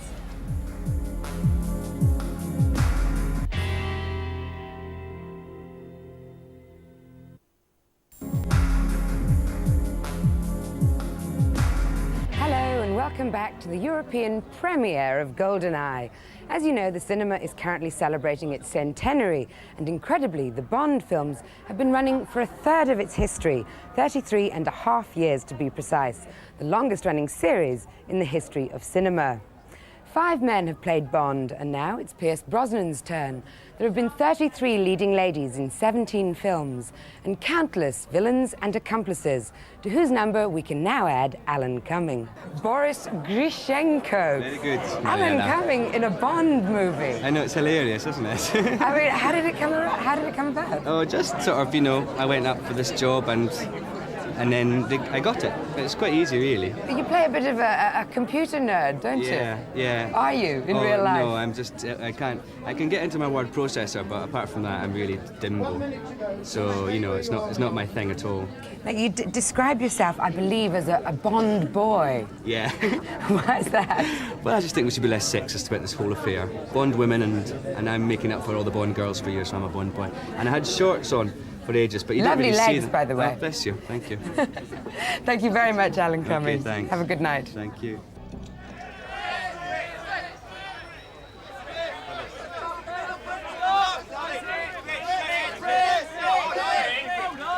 And now the exotic villainess from Goldeneye, Famke Janssen, or as she's known in the movie, Xenia Onatop. No innuendo there, is there, Famke? No, not at all. It's very subtle. Now, Famke, you majored in writing and literature at Columbia. You studied stagecraft. You studied acting. Aren't you a little bit overqualified for a Bond girl? I don't know. I think that's the fun thing about the 90s. I think we can be overqualified for these jobs and, you know, hopefully make something more interesting out of it.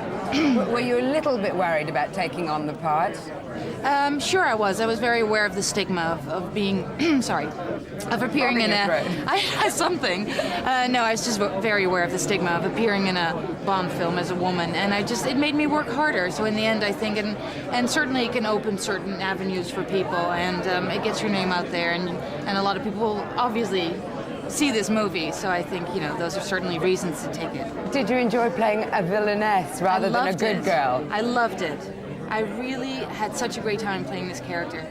She's so unlike what I am in life, and she really enjoys things so much, and she enjoys the killing and all these bizarre things. It's the most unusual character I've ever played, certainly. She's very much larger than life. I mean, do you think you'll have frightened off future boyfriends with that thigh crushing? I certainly think, yeah. I'm not going to do very well in the dating department, you know? And just finally, what do you make of our new Bond? I think he's amazing. You know, he looks great in the tuxedo, he looks great in the cars, he looks great with the women, he looks great gambling, everything. He's just really born to play James Bond, in my opinion. Now, you didn't actually get to lure him into a love scene in the conventional sense of the word, did you? No, somewhat love scene, but it was more sort of a love fight animal scene. Would you like to have got a little bit closer? No, I actually liked it the way it was, and I would have been very disappointed if, you know, my character had been written to really fall for James Bond all of a sudden. I love the fact that she doesn't. Absolutely. Yeah. We would have all been disappointed if you'd gone down that road. Yeah, I think so too. Thank you very much, Famke. Thank you Have too. a great Okay. evening. Bye. Now, what do the following people have in common? Nancy Sinatra, Lanny Hall, Carly Simon, Paul and Linda McCartney, Sheena Easton, Shirley Bassey, Rita Coolidge, and Tina Turner. Yes, they've all sung title songs in Bond movies, and most of them distinctly memorable. But it's Irish night tonight because, as well as Pierce and myself, 2 fellow countrymen, Bono and The Edge, have written the title song for Goldeneye, performed by Tina Turner. How did you feel about being offered the title song in a Bond movie? Oh, I was extremely excited, and even more so after the final song came along and it was Bono and Edge, and everything just started looking like a picture's coming here. This is beginning to feel really good. So when they first asked you, you didn't know whose song or what song it was going to be? No, because there were many songwriters. We received about 10 songs, actually, for me to listen to and approve, actually. So, because if the song hadn't been right, I wouldn't have taken it. And was the one written by Bono and the Edge, I mean, the Goldeneye theme song, was that your outright favorite, or were you torn a little bit? No, that was it, because it sounded right. It sounded like, say, a theme for a movie. I mean, some of the songs were just a good song, but it wasn't appropriate for a movie, I thought, you know, and I just didn't want to take it otherwise. With me now, a man you'll all recognize as the inimitable Q. Now, you've been in almost every Bond movie, and you're the only person who's lasted this long. Why is it? Why does Q have this incredible enduring quality? Well, I suppose it's the gadgets, really, isn't it? Absolutely not, it's you. Oh, well, that's very nice of you to say so, yeah. I don't know, I'm just very lucky, you see. I think the main thing is that Guy Hamilton, in the sort of second one, made me antagonistic to Bond. And I think, you know, I'm the only person who tells him off and criticizes him. And I think, you know, I mean, this great character Bond, and here is Q, who doesn't give a damn for him, you know, just thinks he's rather a tiresome man. Now, in Goldeneye, you've got this brand new state-of-the-art laboratory. I know, it's wonderful, isn't it? Yeah, what did you think of it? Oh, it's great. Great fun. I mean, it really was. And, of course, Martin Campbell is the most wonderful director. Although it was sort of a serious, we did have a lot of fun on it. And over the years, what would you say your favorite gadget has been? I haven't got a favorite. I loathe gadgets. They always go wrong with me.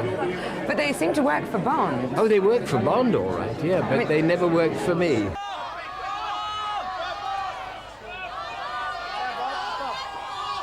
How did you feel, Isabella, about landing the part of a Bond girl? Because there's an awful lot of connotations that go with that, aren't there? Right, it is. I have to say, I was probably the most grateful one being involved in everything because of my background. I'm born in Poland, I live in Sweden, and just being picked up among all Swedish actresses and just ended up being a part of a legend. I think it's absolutely fantastic. Did your Polish upbringing and background make it easier for you to develop this Russian accent, or are they just completely different? Maybe, yes, maybe it did. I had a Russian nanny when I was a little girl, and she spoke Polish with a Russian accent, so I kind of very often made fun of her, and I just loved it. So I think it's probably easiest for me to do it because I have all those... It's almost the same language, Polish and Russian, but it's kind of a little bit softer, so it's probably easiest for me to do them for anyone else in the movie, probably.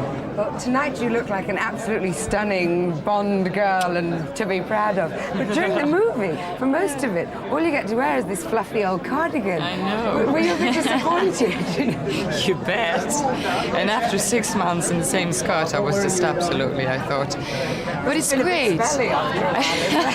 We did not wash it, I promise you. But it's good. When I see the movie now, I think it's great because I think it makes her a little bit stronger, believable, and much more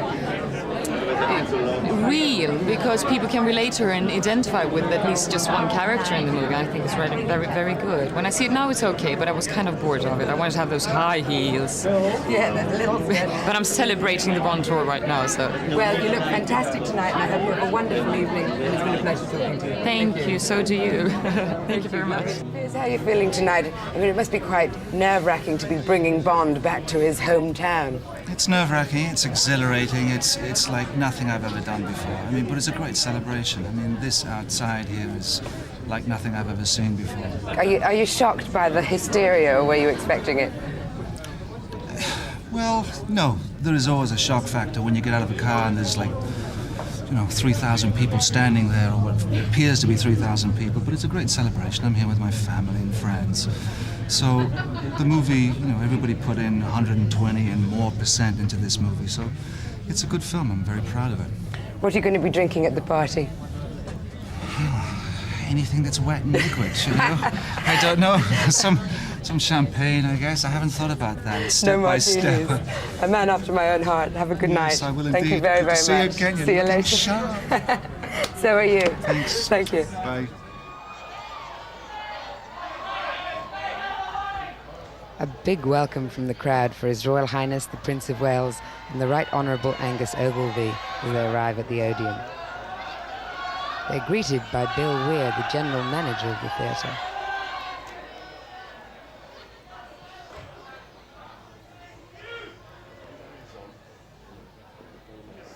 He's now presented to John Jarvis, chairman of the Prince's Trust.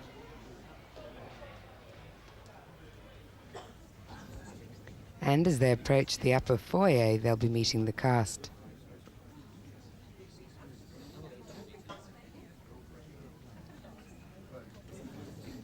But first of all, the executives of the companies who made the movie.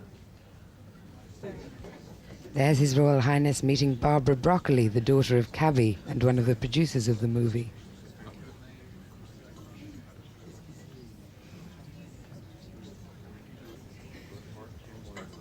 And of course, Martin Campbell, the director of Goldeneye.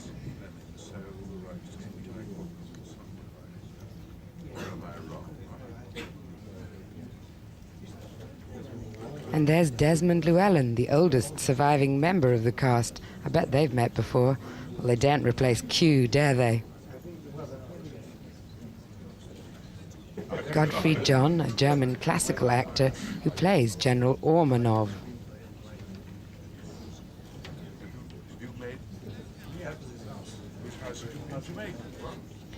And the new M, Dame Judi Dench, currently in a little night music at the National Theatre.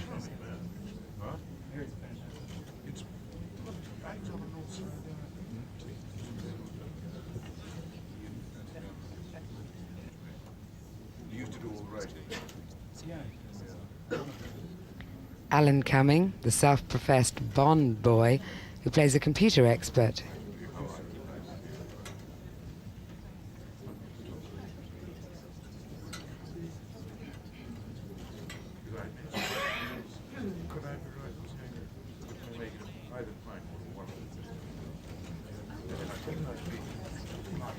And the first of the Bond girls, the villainous Famke Janssen, looking quite stunning tonight. Hers is a very spirited part.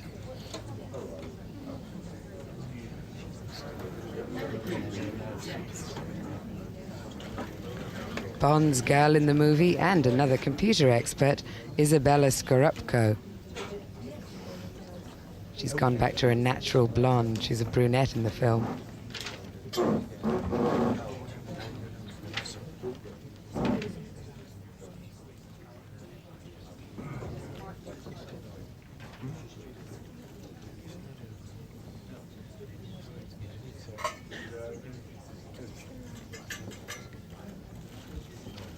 Who else but Tina Turner, who supplies the title song.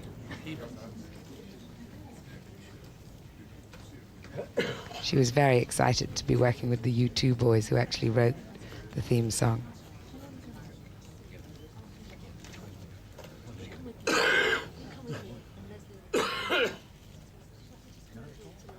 And of course, 007 himself, Pierce Brosnan.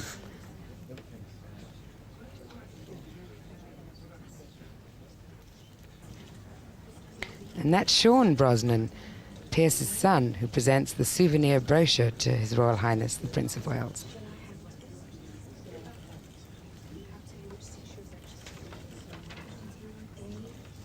Well, that's the end of the royal presentation. The convention is that we don't eavesdrop on what they're saying, but you could always get someone who lip reads to fill you in. 007 and the rest of the cast will be heading to a party afterwards at the Imperial War Museum, and I thought I might drop in. But with the traffic as bad as it is, what's the best way to get there? By tank, perhaps? The Imperial War Museum as you've never seen it before. And inside, at the Goldeneye premiere party, the champagne is flowing. So guess where I'm headed?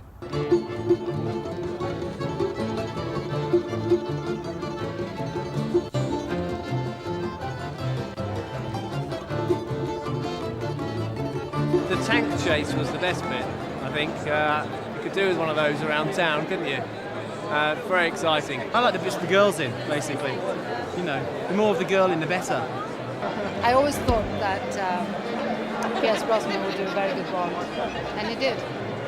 And of course, Isabella is probably the most beautiful Bond girl ever, despite her woolly sweater. It was pretty good, I thought, for a low-budget effort.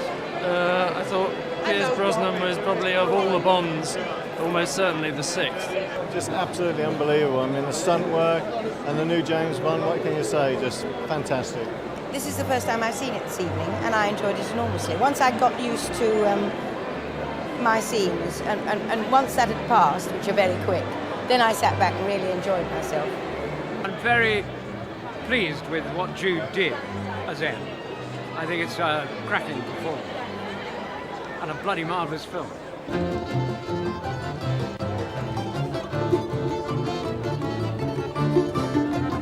Well, like some great ship, the 17th Bond movie is well and truly launched, and it's cause for celebration for British movies. It's already opened spectacularly in America, and after tonight's reception, 007 looks licensed to thrill around the world. Good night. The upper foyer, they'll be meeting the cast.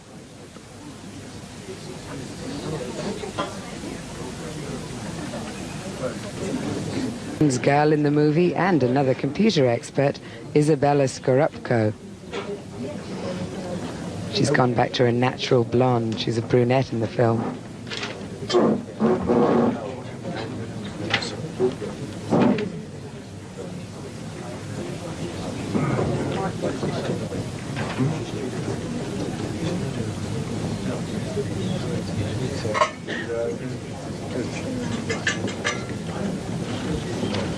Who else but Tina Turner, who supplies the title song.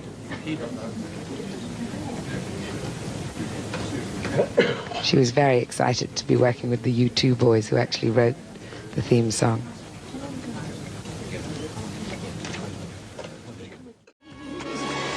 Tina, how did you feel about being offered the title song in a Bond movie? Oh, I was extremely excited, and even more so after the final song came along and it was Bono and Edge, and everything just started looking like a picture's coming here. This is beginning to feel really good.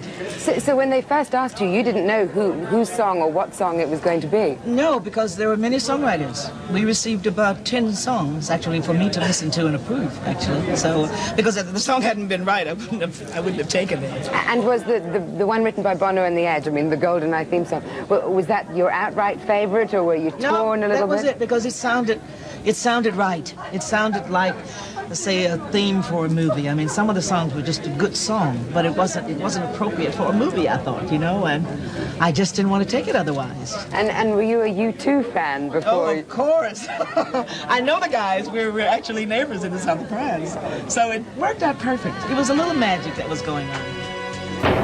My lords, today I have news that rocks the very rock that is England. Britain's greatest agent, James Bond, is driving a BMW on the wrong side of the road. See 007's new BMW and Goldeneye. See your dealer about a BMW of your own.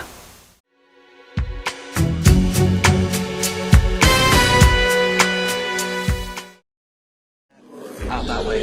Are they up in the gantry? Are they all up in the gantry? There's a row of TV up in the gantry. The photographer's in the foreground. The print press is sitting behind them. Are they going to play the Bond music again? Well, they're playing that. I don't know what your introduction is, but they've been playing that all morning to keep them alive.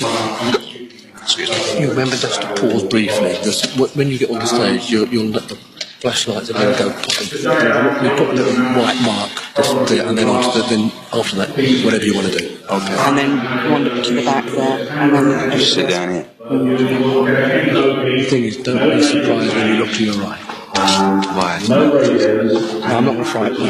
It's a mass all around the world. The photographers, there are so many. When you do your stills, though, there could be 3 groups. So you do the same thing 3 times. Otherwise, it'll be like it was at your launch. Oh, good. And so this is more controlled. I'm going to do a strip, you know that. Great. Not that relaxed. I've got my tangerine job strap on, everything.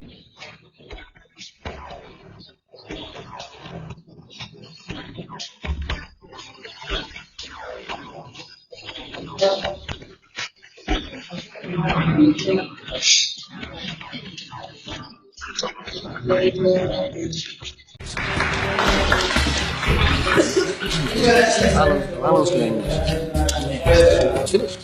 Well, I see what you mean. Yeah, it's done. You want to go? I'll go around the front and watch everybody else. Let me take you down. Well, welcome all of you to the studio. I'm still here. I haven't gone away.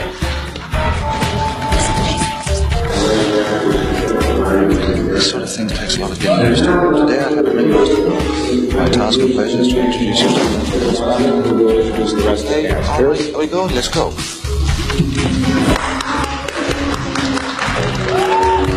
Robbie Coltrane, Famke Janssen, Isabella Scorupolo, Sean Bean, Alan Cumming, Desmond Llewellyn.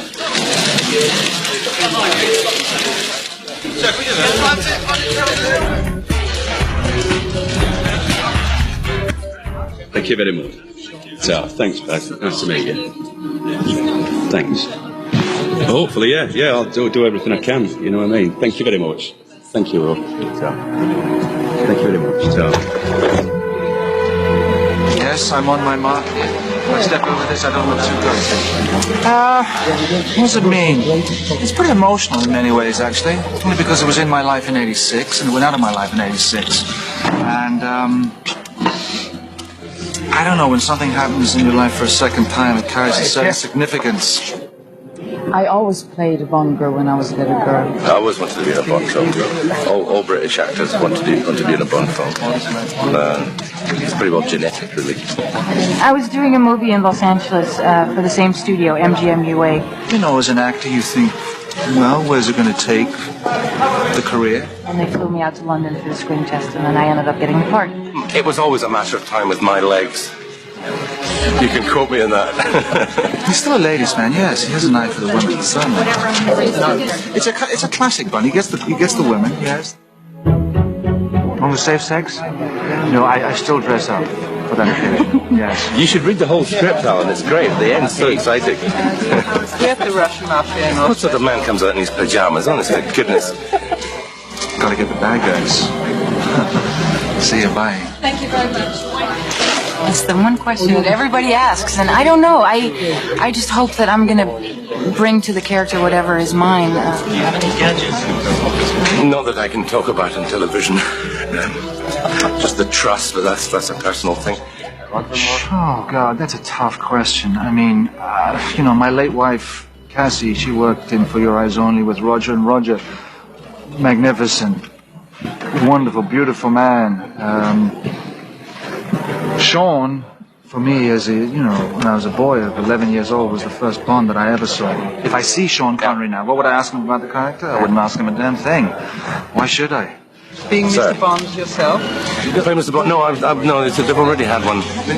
Incredibly handsome Scotsman. It'd be unfair to have two, I think. Getting all white today. Are you getting insurance? Det är ganska hysteriskt här idag. Thank you. I'm sorry. Okay, thank you. That's all. Thank you very much. Bye-bye. Hey, folks, we're back. Ladies and gentlemen, my next guest tonight is a model and an actress. She can currently be seen in the film Lord of Illusions, and starting in November, she'll be the villainess in the new James Bond movie Goldeneye. Please welcome to our program, Famke Janssen.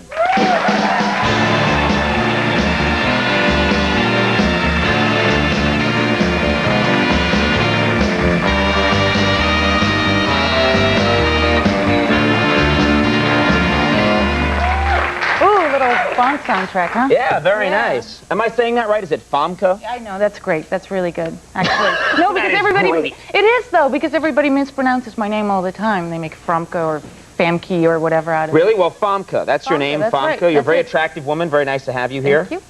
And let me say, this is very exciting. James Bond. You're in a James Bond movie, and you are the villain, right? Yeah, villainess. Villainess. Okay, it's the 90s. We can say villain. Sure, it's a neutral. Too, so. It's a gender-neutral term now. Sort of. All right. So you're the villain. Now, what does this mean? Does this mean that you have your own island or something, and you control the Earth's weather? I mean, what's going on exactly? No. What is your? Do you have like steel teeth? Is there something? You have a metal arm? I mean, what is your power? Help me with this. My thighs. I kill men between my thighs.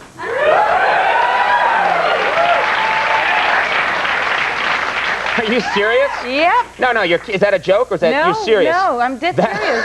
It's a James Bond movie. What do you expect? Wait, the new villain, a woman who kills men with her thighs. Now, what do you? The thighs shoot something? What are we talking here? What do they do? How does it work? Or it's I put my thighs around a man's ribcage and crush it, and that's Can you picture it? I'm sort of picturing that right now. It worried me because there are a lot of women in the audience who are like, yeah, kill them all. A lot of angry women here. Now, really, so you're crushing men, and you're how? Very curious about this, aren't you? What guy wouldn't be, really? Well, I guess. So you want me to do it for you?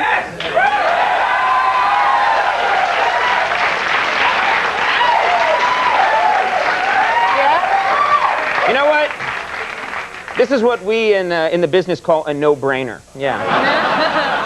Yeah. How does it work? Yeah, I would like to see that. Yeah. Under one condition, I'll do it. I want it on the desk. A demonstration on the desk. All right. Okay. We were doing that after the show last night. Yeah, let's do it. All right. Well, it's very intimate. I don't know if you can handle that. That's okay. No one's watching. Okay, good. Here we go. All right. Ah! I guess I'll just watch. Yeah, is it okay? You can stay there and watch. That's right. Andy likes to watch. Now, you're going to have to come on top of me. I get on top of you? You do. Good. Good.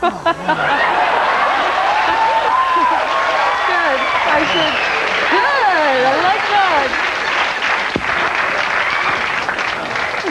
Okay, where do I go? Well, as long as I can get my thighs around you. I was raised Catholic. I got a problem. Me too. It's okay. You were allowed. Well, I'm ready. All right. Sometimes it takes a while. Yeah, we have the time. It's taking a long time. I got nervous. I know. Okay, so just we're. All right, now here. Now where do I go? I go where? You Here? Just go here. Okay, and go. Go. Ah! That's right.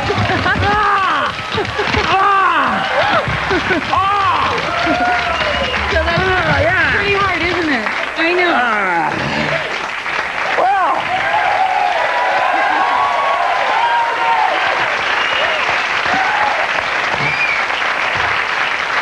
What do you think? I need a cigarette. I need a cigar. That's my job. You can't do that. Let's not talk anymore. Okay, that's fine with me.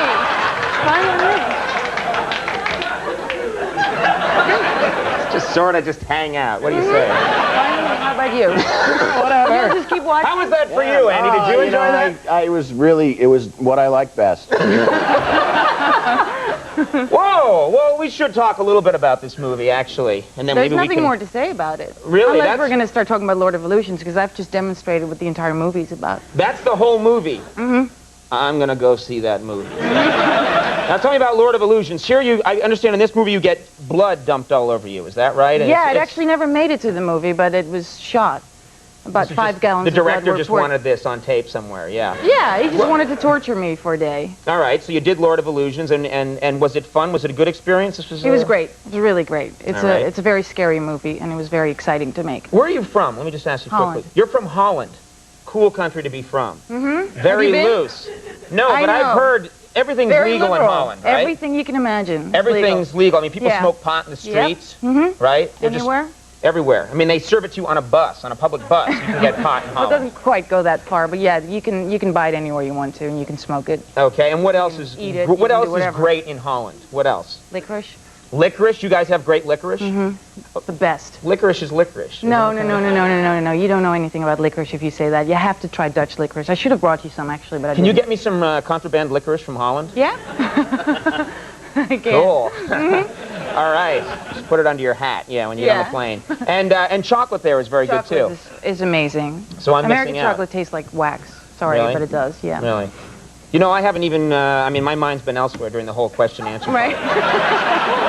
I gotta be honest. I'm just sort of babbling. Right. I'm getting the signal right now that it has to be over now. Oh, that's it, It's very huh? sad, Oh, yeah, well. that we have to part company. Yeah. Let me I'm make so sure I sorry. threw your plugs away over here somewhere. Well, Here they are. anything left you want to ask me before? Yeah, Lord of Illusions is playing at theaters everywhere. Look for the new... Yeah. Look for the new Bond film, Goldeneye, in November. And, let's do that one more time in the commercial break. Come on. Okay. Sure, All right, no Famke problem. Janssen, everybody. Thank you very much for coming. We'll be right back with Ken Follett.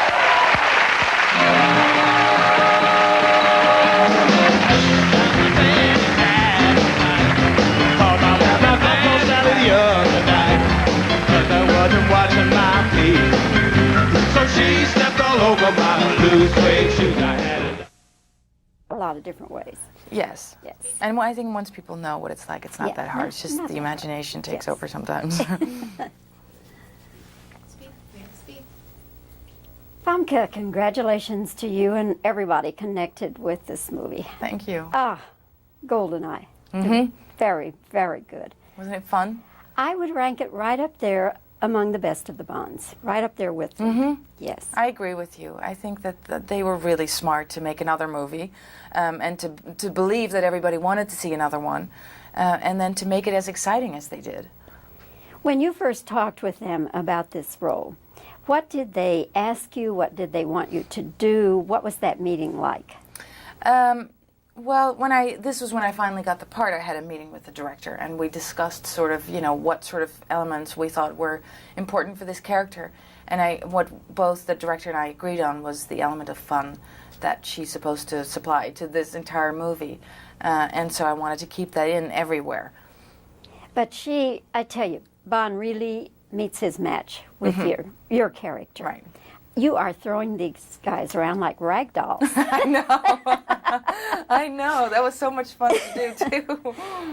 But how did you manage? Did you know martial arts, or did you have to learn this, or what? I knew a little bit of martial arts because I was trained for another movie in the past to do it, but not for this movie. All I did for this movie was I trained with a personal trainer to get fitter than I was before, and a lot of the stuff just happened on the set. But I mean, it's just so wild. Yeah, it's very physical, the role. Did you have as many bumps as they had? No, they and had bruises? many more. I inflicted all the pain in this movie. And how long would you do those scenes? How long would it take? Those scenes take a lot of time. I think any action sequence involves a lot of different setups and a lot of different things from the actor. So it took a while. The scene in the spa between the James Bond character and my character, between the two of us, we shot that for a day, but we rehearsed it many times before. I was a little envious of excuse me. I was a little envious of you on the Cornish Drive because I know that drive. It's so beautiful I know. And such it's just exciting, all those turns and everything. Oh, definitely. It was very exciting to drive the car too. Did you actually get to drive it? I got to test drive it, and once we started shooting, it's the movie magic starts happening, and all sorts of little tricks come into play, and it'll appear like we're driving the cars, and it'll look really good, but we don't actually drive the cars. And at the end, did you sort of wish you could pack it up and take it home? Yeah, I wish that they, as a present, would ship it out to me and say, here, thank you for being in this movie. There is a car for you. It suits you. You guys make a great match, but it never happened. What kind of car do you normally drive? I have two cars. I drive a Ford Mustang 64 and a half convertible, and I have a 92 Jeep Cherokee, which is sort of more my generic basic car, but it functions. Well, that Mustang is a hot little number, though. Oh, it is, and it's fast, too. Yes. I like fast cars. Do you have another movie coming out now, or will you be doing another movie? Well, I hopefully will be doing other movies in the future. I have been, I had another movie out this summer called Lord of Illusions, and I've been promoting that movie this year, and Goldeneye until the end of the year, and then in January I'm going to start my next thing. They plan to have some more Bonds with Pierce Brosnan. Right. Will there be a place for you in future Bonds? No, I died in this movie. I wasn't gonna. Oh, you weren't going to tell anybody. Well, you can cut that part out of your interview. No, I was hoping you would. You know. Well, who knows? Somebody said to me the other day, and I think they're right, that you can't really tell whether I die or not. So maybe they sort of kept it open. And with movie magic, even when they die, yes, they can come back. And resurrection can happen, and anything can happen. Who knows? Is there any particular actress you have considered your role model? I try not to have role models, but I certainly have people that I greatly admire, and Jenna Rollins is one of them, and Jessica Lange and Meryl Streep are certainly three actresses that I admire. I admire their careers. I admire all the work that they've delivered so far. I think they're wonderful. I couldn't agree with you more. Famke, I hope we have a chance to do this again sometime in the future, and congratulations to you again. Thank you. It's just a lot of fun what you give us in this film. Thanks. Thanks. Bye-bye. Okay.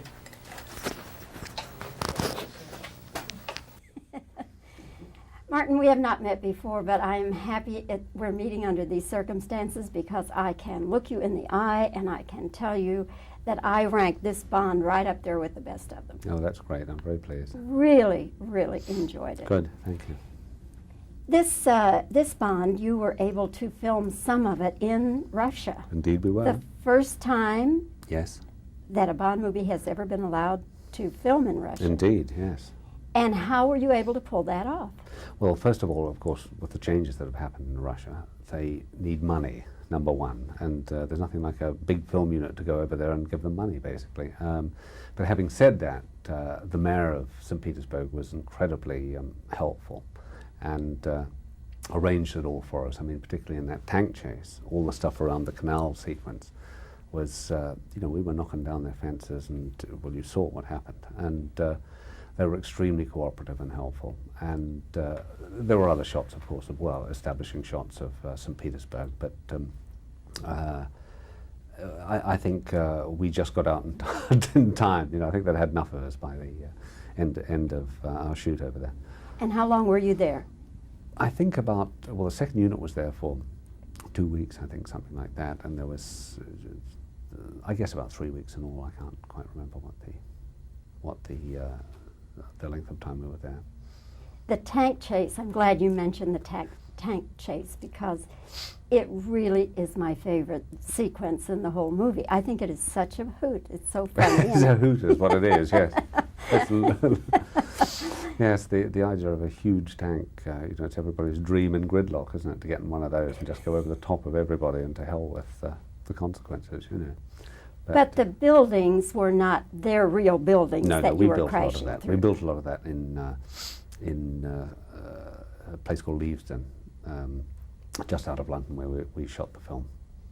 But much of it out on the streets is the streets of St. Petersburg. Oh, so sure. Oh, yes. Yes, there are. Yes. One of my favorite characters always in the Bond pictures has been Q. I just think Q is... you and me both. I think Q is the best. He is the hoot of the film, yes. And now I was concerned that maybe he's getting along in years, that he wouldn't be able or wouldn't want to. But he looks like he's just fit as he can be. Oh, he is. And even Desmond, he never stops talking either. Have you interviewed him? No, I haven't, unfortunately. Well, make sure you've got half a day, yeah. Yes, you know, he's fantastic, Desmond, you know. And the great thing about his character, I think he says it himself, out of every film, 35 hours of movies, which is the accumulated length of all the Bond movies, I think he's in it for, what did he say, 32 minutes or something, you know. But the great thing about his character is that, you know, you never get enough of him. So you're looking forward to that scene, and then, so you always want more, and I think that's a great way to be as an ongoing character in a series. And he's very funny, no question. Undoubtedly, there will be more Bond pictures. Would you be interested in directing more of them? Possibly, yes. Yes, if we can move it on again at stage, as long as we don't tread water as such and just simply repeat ourselves, you know.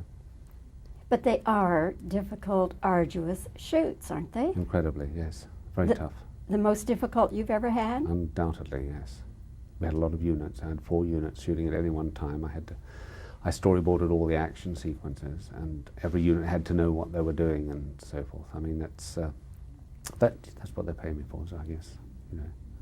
And altogether, you were on the project, counting, planning, and all. 18 months. 18 months. I suppose now it would be close on 18 months, yes. Probably about that, yes. Yeah. But I think that's about average for the Bond pictures, isn't it? I think so. They take a lot of preparation, a lot of planning, and a lot of, you know, we started with the sort of bare bones of the script, so we had to get that right.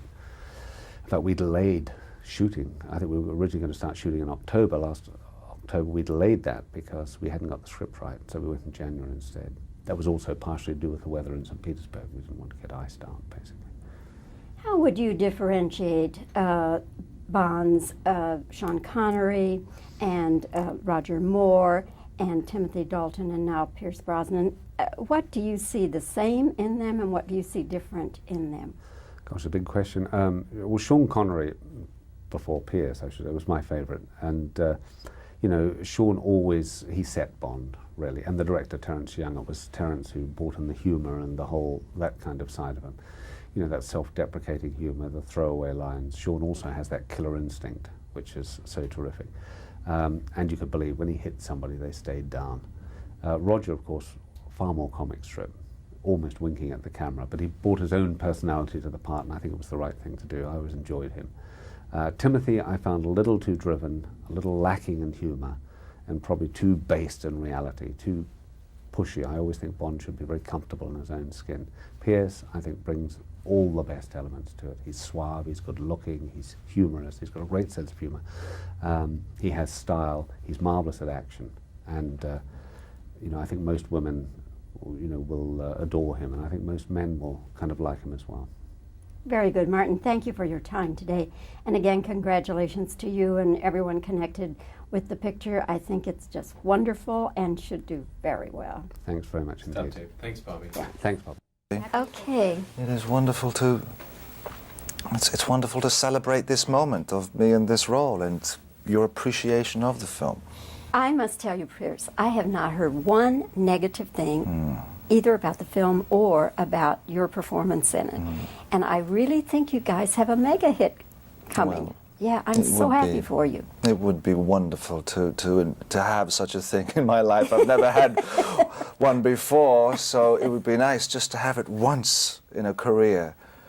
We all sympathized and empathized with you 9 years ago when you were not able to take the role, the James Bond role offered to you because you were tied up with Remington Steele. But now, looking back on it, 9 years, do you think that it worked out for the best, that you did not do it then and you're doing it now instead? Definitely, definitely. It feels that way. It felt that way when I came to do the role. I felt a certain sense of belonging. I had a right to be there. There was pressure. I mean, it was the big shoes to fill. It's, you know, Connery was a magnificent James Bond. Roger Moore made it his own after Sean. So I was very aware of the responsibility and the pressure. And some days it was quite, you know, palpable. You could feel it. And then you have to diffuse it. You have to get on with just doing the work. Just do the work. Don't look back. Do you think doing Bond today, he would have been different if you had done him 9 years ago? Would he have been different? Yes, yes. In what way? I think this is better now. This is a better James Bond from Brosnan now than it would have been back in 1986. I don't think there would have been the presence of the man or the texture of the man that there is here now in this movie we've made. You have to remember, I was coming off TV, I was coming off of Remington Steele. My education and my articulation in the world of film was very slight, very small. It's a tough one to answer, but it just feels that the way it went down in '86 was meant to be. I wasn't meant to do it then. I was meant to do it now. Have you heard from Sean Connery or Roger Moore saying, you know, good luck, or any of that sort of thing? Roger sent me a fax, a lovely fax, and Tim sent me a... Timothy Dalton sent me a card. And Roger, Sean said lovely things in magazines about me, so he gave me he tipped his hat to me, which I really appreciated. So I've, you know, from those three men, they have been gracious and said, go forth, you know. And the acting community is a really good community, and actors, when they're really good men, they share. So it was very nice. The sequence I think I like the best in this, and there are so many wonderful sequences, action scenes, but I think I like the tank the best. You do? I do. See, I'm laughing just thinking about it. I really like the tank. It's a big sequence. It's a huge sequence. What was it like for you, filming that? Oh, it was a pain in the neck. Obviously not your favorite. Not my favorite scene. No, the bloody tank would be it would be spewing out this grunge first thing in the morning. You couldn't breathe. Your eyes would be watering 10 minutes into doing a scene. It was a tough one to get in and out of. It was very close quarters. I mean, it was fun as well, yes. I mean, kind of going out in the back lot and whizzing around in the thing. But after, you know, one day of doing that, that's it. Was it a Russian tank, or what was it? It was a Russian tank, yeah. They went over to Russia and they brought these tanks back. Somewhere in Russia, there's this kind of graveyard of tanks, fields upon fields of tanks. And they bought about 4 or 5 of them. It's so maneuverable, Pierce, that I wondered if it was just the shell of a tank over some hot rod underneath. No. This was the real McCoy. This was the real McCoy. I mean, we had about 4 of them, and I did some of the driving, but then they had a stunt guy as well out there doing it, you know, crashing it around, because there were so many units on this. It's such a big film. There was about 5 units, 1st, 2nd, 3rd, 4th, model unit, stunt unit. So there would be bits of me around the set, and I would go from the 1st unit onto the 3rd unit onto the 2nd unit, sometimes in a day. So when are you starting the next Bond? I don't know yet. I have no idea, darling. Next summer? No one's spoken about it yet. I mean, they've There's talked an a little option. bit. Come on. There's Oh an yes, option. I've got a contract for 2 more. Yes. But sometime next summer. All right. Yeah. So maybe in a couple of years we'll do this again. We will. And We it'll will. be You're looking very good. Very fine. Thank you. Very Thank spruce. you very much, and may I return the compliment. Well, thank And I must tell you in closing, Pierce, that I will rank this Bond, Goldeneye, right up there with the best of them. It's really good. Well, I really appreciate it, and I accept it. Thank you very much. Thank you.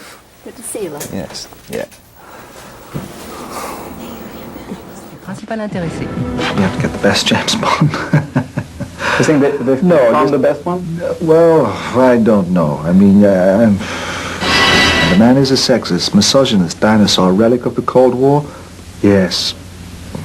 You say that, you put the cards on the table, then you get on with the movie. You make it big, you make it exciting, you get lovely women in there. You never made love to James Bond? No, I never give in to him.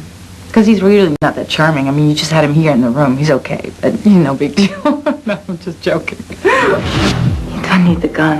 That depends on your definition of safe sex. And this is the story in this film. He just didn't have time to have all those women because he was so busy with what we were doing. You have to go back to the stories. You have to read what Ian Fleming put down there. What Ian Fleming put down there was a very hard, dark character in some respects. They want the kind of flip humor. They want the kind of camp, outrageous stunts. You would like for the next Bond to have a darker character? I'd like to explore that side of the man. What makes him tick? I mean, why can he not get close to women? I mean, within this piece that we've done in Goldeneye, you deal with betrayal. his best friend, 006, betrays him. These are two highly intelligent, highly trained men who trust each other, who fight together, and one makes a fool of the other. And everything that I believe in as Bond is taken away from him. Don't tell too much to the audience. No, please, don't do that. No, I won't. I came to this part with a healthy amount of fear because I have a long way to fall if I trip up, if I don't succeed.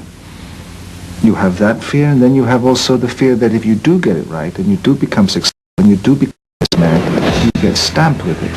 And then where do you go? Where does your career go? You think of that when you signed for James Bond? You better believe it. I couldn't have said no to this job. I had to say yes, because it came into my life once, went out, came back around again. Why? I don't know. Il y a un an, en janvier 95, toute l'équipe du tournage de Goldeneye a investi les studios de Leavesden en Angleterre. On convia 1400 journalistes à une promo marathon et légèrement hystérique. Trip up the stairs, and breathe. You will get asked questions. How is your James Bond going to be different? What are you going to bring to this role? How can you answer those questions when you haven't even begun shooting? What's his favorite gun? What's his favorite gun? Yeah. Who is this person? Where have you been all your life? I'm very naive. Walter PPK. And 7.65, I believe. And favorite alcohol, you said? Vodka martini. And everybody wanted you to say the 6 words? My name's Bond. James Bond. Why should I? You didn't want to say it. No, because then you demean the words. You demean the line. You know, I can say it now, but, you know. Okay. You can, no. Ksenia Sergeyevna on the top. On the top? On the top. Did you rehearse a lot to say the James line? I never in the movie once say James. I call him Mr. Bond, but that's it. There is lots of A in James. You know, I know, but usually we were not supposed to say that. Yeah, because they were running, and they didn't sweat because they were not allowed to sweat, and then they came down from something and go, James! You think you're bad? I don't think she's a typical. She looks very human and very destroyed, and she sweats. And that's a rule for Bond girls, because Bond girls never used to sweat.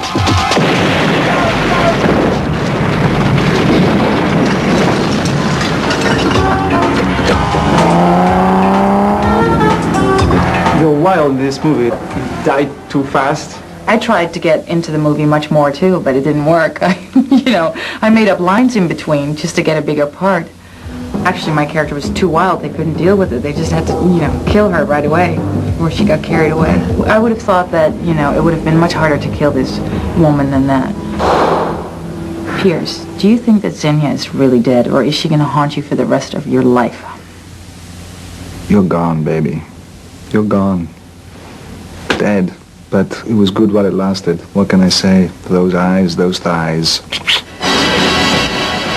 That's James Bond music, and we would like you to tell us which one is it, please. I got the answers because I don't know any answer. Go on, I probably won't know. Goldfinger. 1 point.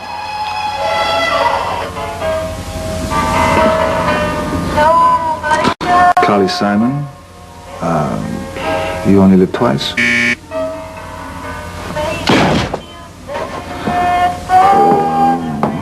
I don't know, From a View to a Kill. The Spy Who Loved Me. Spy Who Loved Me.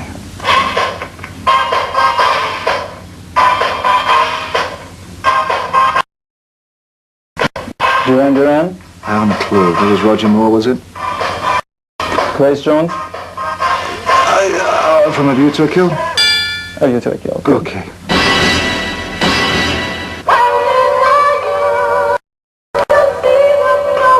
For Your Eyes Only. Good.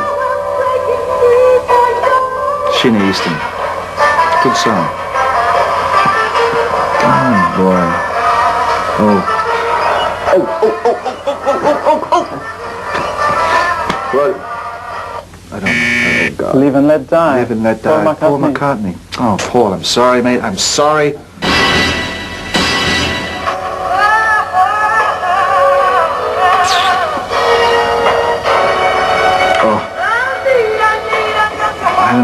Okay, we better stop, I think. Better stop. That's License to Kill. License to Kill? Yeah. Never saw it. Okay. Didn't see those two. Okay. I failed miserably. I'm sorry, folks. And now he's bringing out the What goddamn about that? car. Where did it come from? This is the DB5. This is from Goldfinger. Come on. Oh, that pops out. There you go. Oh, boy. Open it, just open it. Yeah, man with the golden gun? Yeah.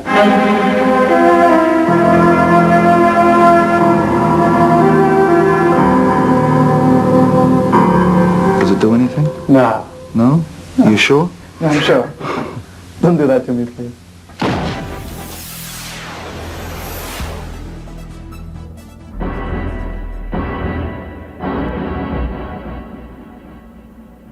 His name's Bond. James Bond. 007 is back in action in Goldeneye, and Pierce Brosnan is the man with the license to kill. The biggest challenge for Brosnan, believe it or not, saying that famous name. The first time saying the name and the experience of that, was it something that you worried about going on and rehearsed? You can't insult the line. You cannot make fun of the line. The line is just there. You just leave it alone. But you do find yourself mumbling it. And then you come to the day and you look at the day's work and you look at the scene and you rehearse the scene, you work on the scene. And it's just, somebody asks the guy's name. And you, Mr. And you say the name. You just keep it as simple and as straight as you can. Thank you, Mr. The name's Bond. James Bond. Getting this role has been anything but simple for Pierce Brosnan, who was first offered the part in 1986. But due to contractual obligations to NBC for the TV show Remington Steele, he was unable to sign on. Now, after 8 years, Brosnan has the role he's wanted his whole life. I saw my first Bond movie was Goldfinger in 1964. And, you know, for a young Irish boy in 1964 who had been brought up very Catholic in the country, in a small country town, to see this incredible movie, I guess left a mark, an indelible mark. What do you think is the allure of the James Bond films? Why do you think they've done so well over the years? Why people just can't wait to see this particular film? Because the guy was so cool. The guy was great. The women, you know, the way that he always got the woman. The gadgets. The stunts, the music, that's what makes it work. So the question is Brosnan as cool as Bond in real life?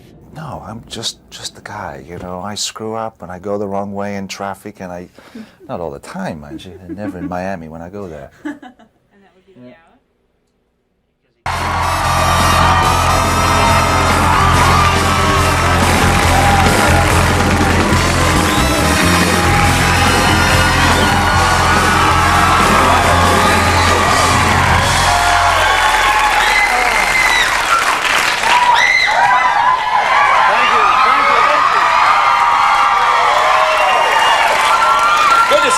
Good to see you too. Well, you know what I find fascinating? I mean, I've known you for a while, and I've seen all the films, and all very good, but you do seem overwhelmed by this. Like the other night at the premiere, people were just going batty, and you look like, ugh. This is big, Jay. This is big. This is the biggest it gets, you know. Yeah. Because the expectations are so high on this movie. It's been off the screens now for 6-7 years. And the last few kind of got a little bit wobbly and inarticulate. And I think with this one, the movie makers, the producers really paid attention. Yeah. And we got one stab at getting this right, you know. And so, you know, you're high up on the wire there.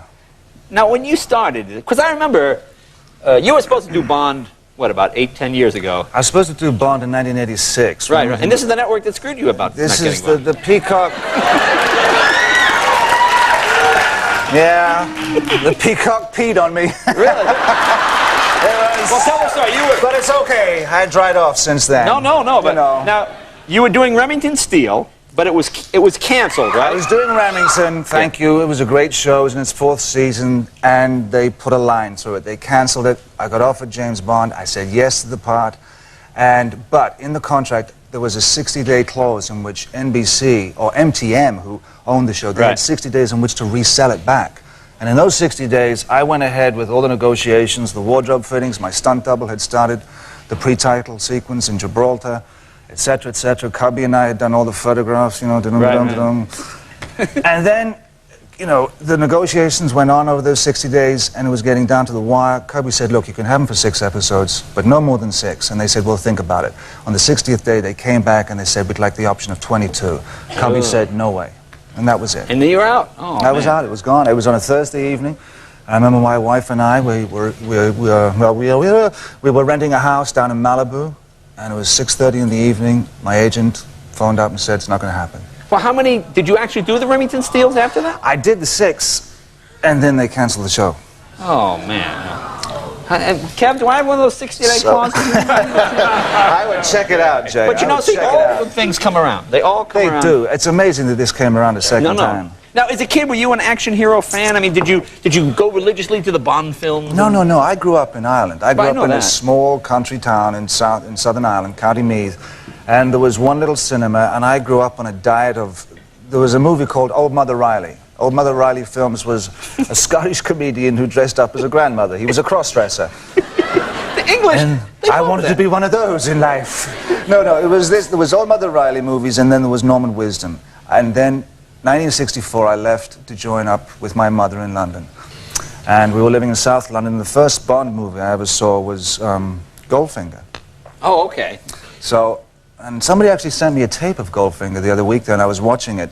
And August 12th, 1964, I left Ireland to go to London. August 12th, 1964, Ian Fleming died. So, eerie similarities. But there you go. I mean, do you know where 007 comes from? What, the number? Yes. Do you know why he's 007? I have no idea. What you're going to tell me, I guess. 007 is the bus that Ian Fleming would take to the pub that he went to. Yes. Get out of here. Yes, really? Yes, it is. But I am a Bondophile. Well, also.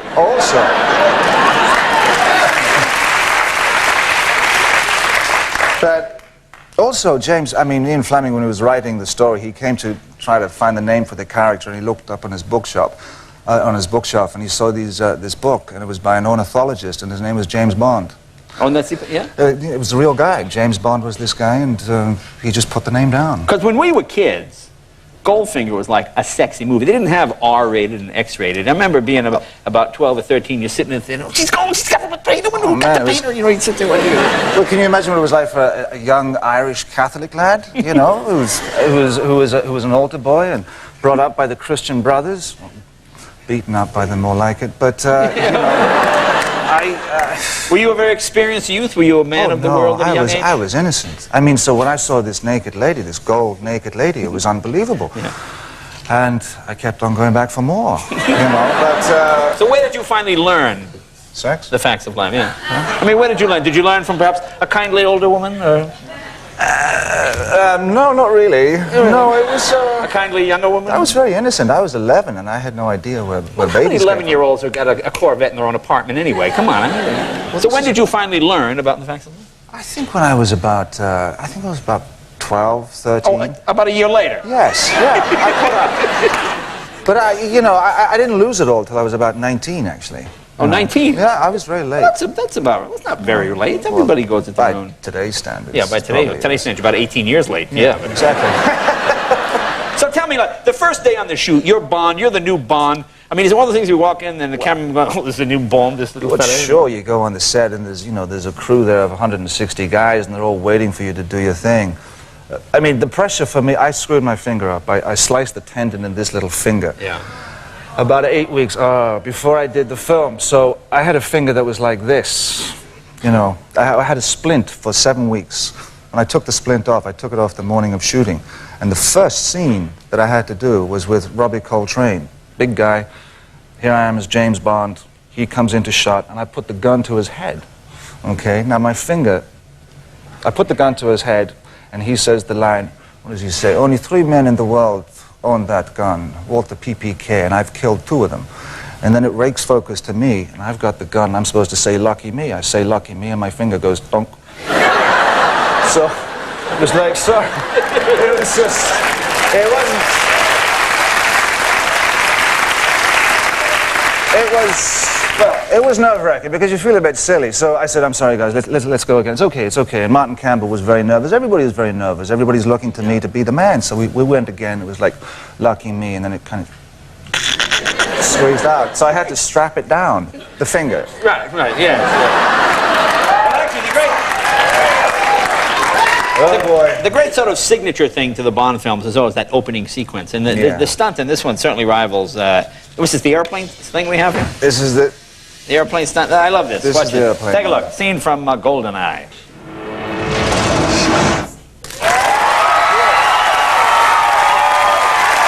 movie opens November 17th. Be right back with Stephen Knight. Pierce Brosnan. Pierce, very, very good. Thank you very much.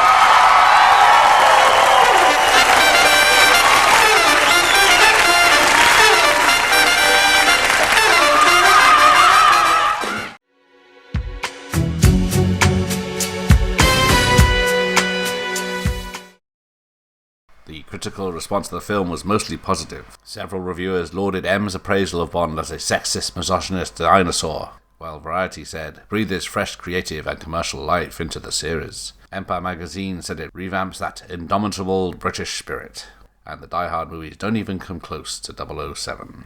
However, the film received several negative reviews. Time magazine wrote, a third of the century's hard use, Bond's convention survived on wobbly knees, with Entertainment Weekly saying the series had entered a near-terminal state of exhaustion. I know the Russian fail-safe systems. You just don't walk in and ask for the keys to the bomb. You need the access codes. Pierce Brosnan becomes the 5th actor to say those magic words. Bond, James Bond, in the new 007 thriller Goldeneye, one of 6 new movies we'll be reviewing this week on Siskel and Ebert, along with Jack Nicholson's latest film, and Toy Story, a very different kind of Disney animated feature, one drawn by computer. I'm Gene Siskel of the Chicago Tribune. And I'm Roger Ebert of the Chicago Sun-Times. Our first movie is Goldeneye, which is the 18th James Bond adventure in a series going all the way back to 1962 and starring this time Pierce Brosnan as the 5th Agent 007. And with this film, he seems to evolve into a kinder, gentler Bond. The movie opens, as always, with a spectacular stunt as James Bond bungee jumps from the top of a dam in order to infiltrate a top-secret Russian weapons installation. The women in Bond movies often have extremely suggestive names, and the villainess in Goldeneye is no exception.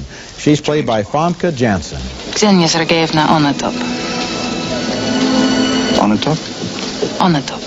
That's a familiar note for Bond fans, but now consider this scene in which 007 has fallen for a friendly Russian computer operator played by Isabella Scorupco. What else do you call your bottle? What? It's Boris' password. He plays word games. It's what I sit on, but I don't take it with me. Chair. Like I said. A little of that talk goes a long way, and the movie's strong points, as always, are the stunts, special effects, and action scenes. I see I neglected to describe the plot of Goldeneye. Well, it pits Bond against a criminal mastermind from the old Soviet Union whose plan is to seize control of a secret satellite and use it to destroy Earth-bound communication systems, thus giving him global domination. In other words, this is more or less the plot of every James Bond picture. I enjoyed Goldeneye for what it was, though, and I give it thumbs up.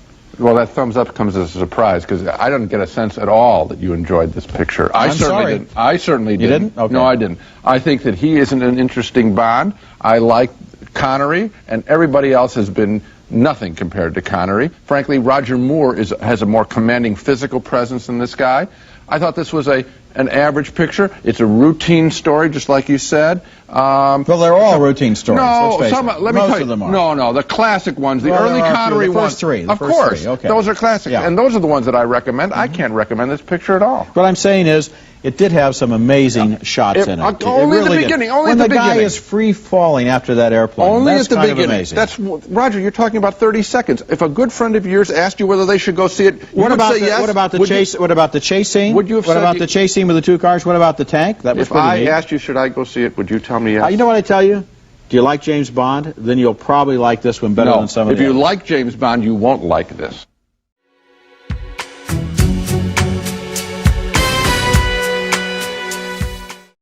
The theme song, Goldeneye, was written by Bono and The Edge and was performed by Tina Turner. As the producers did not collaborate with Bono and The Edge, the film score did not incorporate any of the theme song's melodies, as was the case in previous James Bond film. The soundtrack was composed and performed by Eric Serra. Prolific Bond composer John Barry said that despite an offer from Barbara Broccoli, he turned it down. Sarah's score was criticised by many in the media that it was more appropriate for a ride on an elevator than a ride on a roller coaster. Martin Campbell would also later express his disappointment with the score, citing budget restraints and difficulty working with Sarah, who became uncooperative when asked to rescore the St. Petersburg tank chase after Campbell rejected his submitted track. John Altman would later provide the music for the sequence. On the water.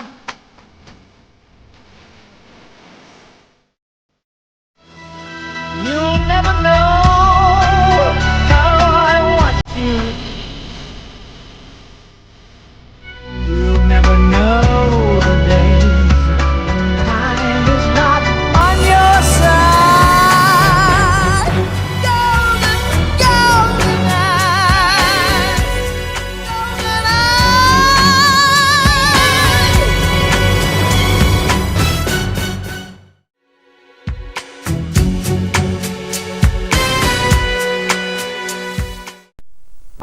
Now do pay attention. I want to show you something I'm particularly proud of. Not only will it fit discreetly into a briefcase, but it can also blow the socks off a room full of people.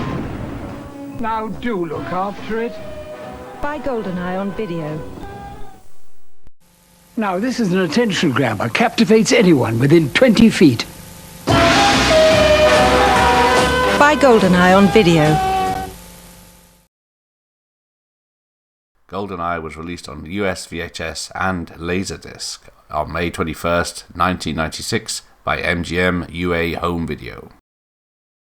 You know his number, and you know what he does best. No more foreplay. United Artists brings you James Bond.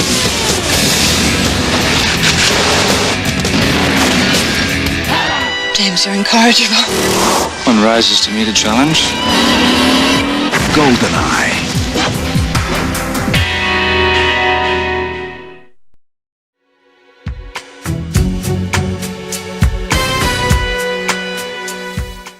Bond, James Bond, is blasting his way onto Nintendo 64 in the game version of the hit feature film, Goldeneye. Read your case file, grab your gun and clever gadgets, then control the actions of 007, the world's most famous spy.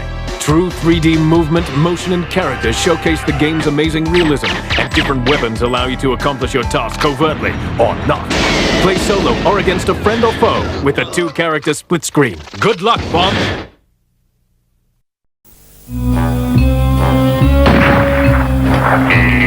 Introducing GoldenEye 007, the first Bond adventure, where you direct the action. Do you know how to use one of these? Shot by shot by shot.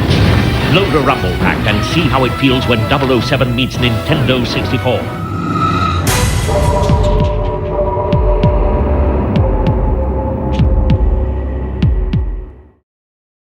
The film was the basis for GoldenEye 007, a video game for the Nintendo 64 developed by Rare and published by Nintendo.